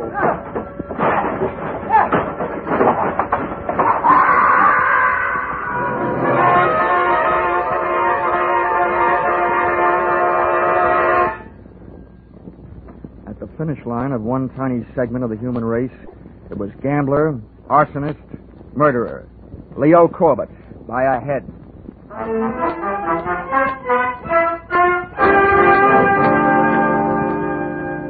Expense account item 8. Dinner for 2 at the Shangri-La in downtown Chicago. $34.40. Dinner itself only took 40 minutes and 8 of the dollars. The rest of the evening and the money was spent listening to the story of her life. A story which would not by any means win any Pulitzer Prize, or for that matter, any husband. But sometimes when you're interested in a girl like Lila, you have to act like you're interested in what she's saying. Expense account item 9, $57.72. Airfare, Chicago to Hartford. Item 10, $1.50. One book to read on airplane, titled How to Win at the Races. As if I just hadn't found out. Expense account total, $1,449.22. I guess you could call that horse sense. Signed, yours, truly, Johnny Dollar.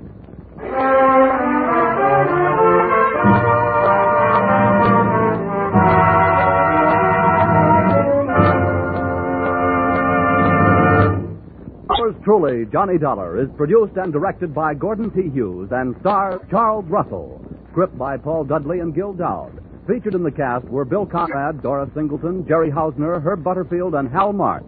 The special music is written and conducted by Will Hatch.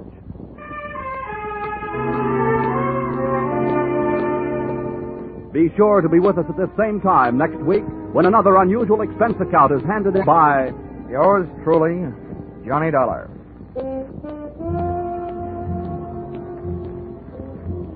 Those mystery adventure shows we mentioned earlier, the fun and music and fabulous jackpot of Sing It Again, and 2 outstanding music shows. They're on tap for you every Saturday on most of these same CBS stations.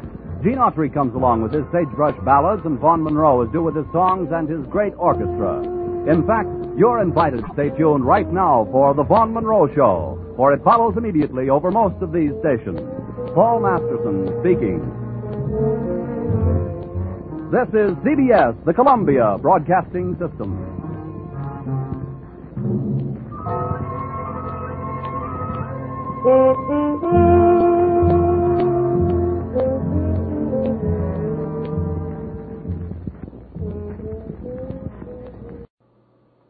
Welcome back. I really like the juxtaposition of when they were doing the when Johnny was chasing the bad guy and when the horse race was going on at the same time. That worked really well. So we'll put another episode. Another thing you notice, William Conrad in this episode identified as Bill Conrad, and sometimes that'll make figuring out what programs and actors appeared in, because sometimes Bob Bailey, sometimes he's Robert Bailey. So little things that make the researcher's job a little bit harder. But, well, another good episode. First, Johnny Dollar trip to Chicago. The one thing he missed on that expense account, if you're going to Chicago, why didn't he get pizza? Oh, well, maybe I'll get another trip. All right, well, we'll wrap it up. Got any comments, send it to me, box13@greatdetectives.net. Please cast your vote for the show on Podcast Alley, podcastalley.greatdetectives.net.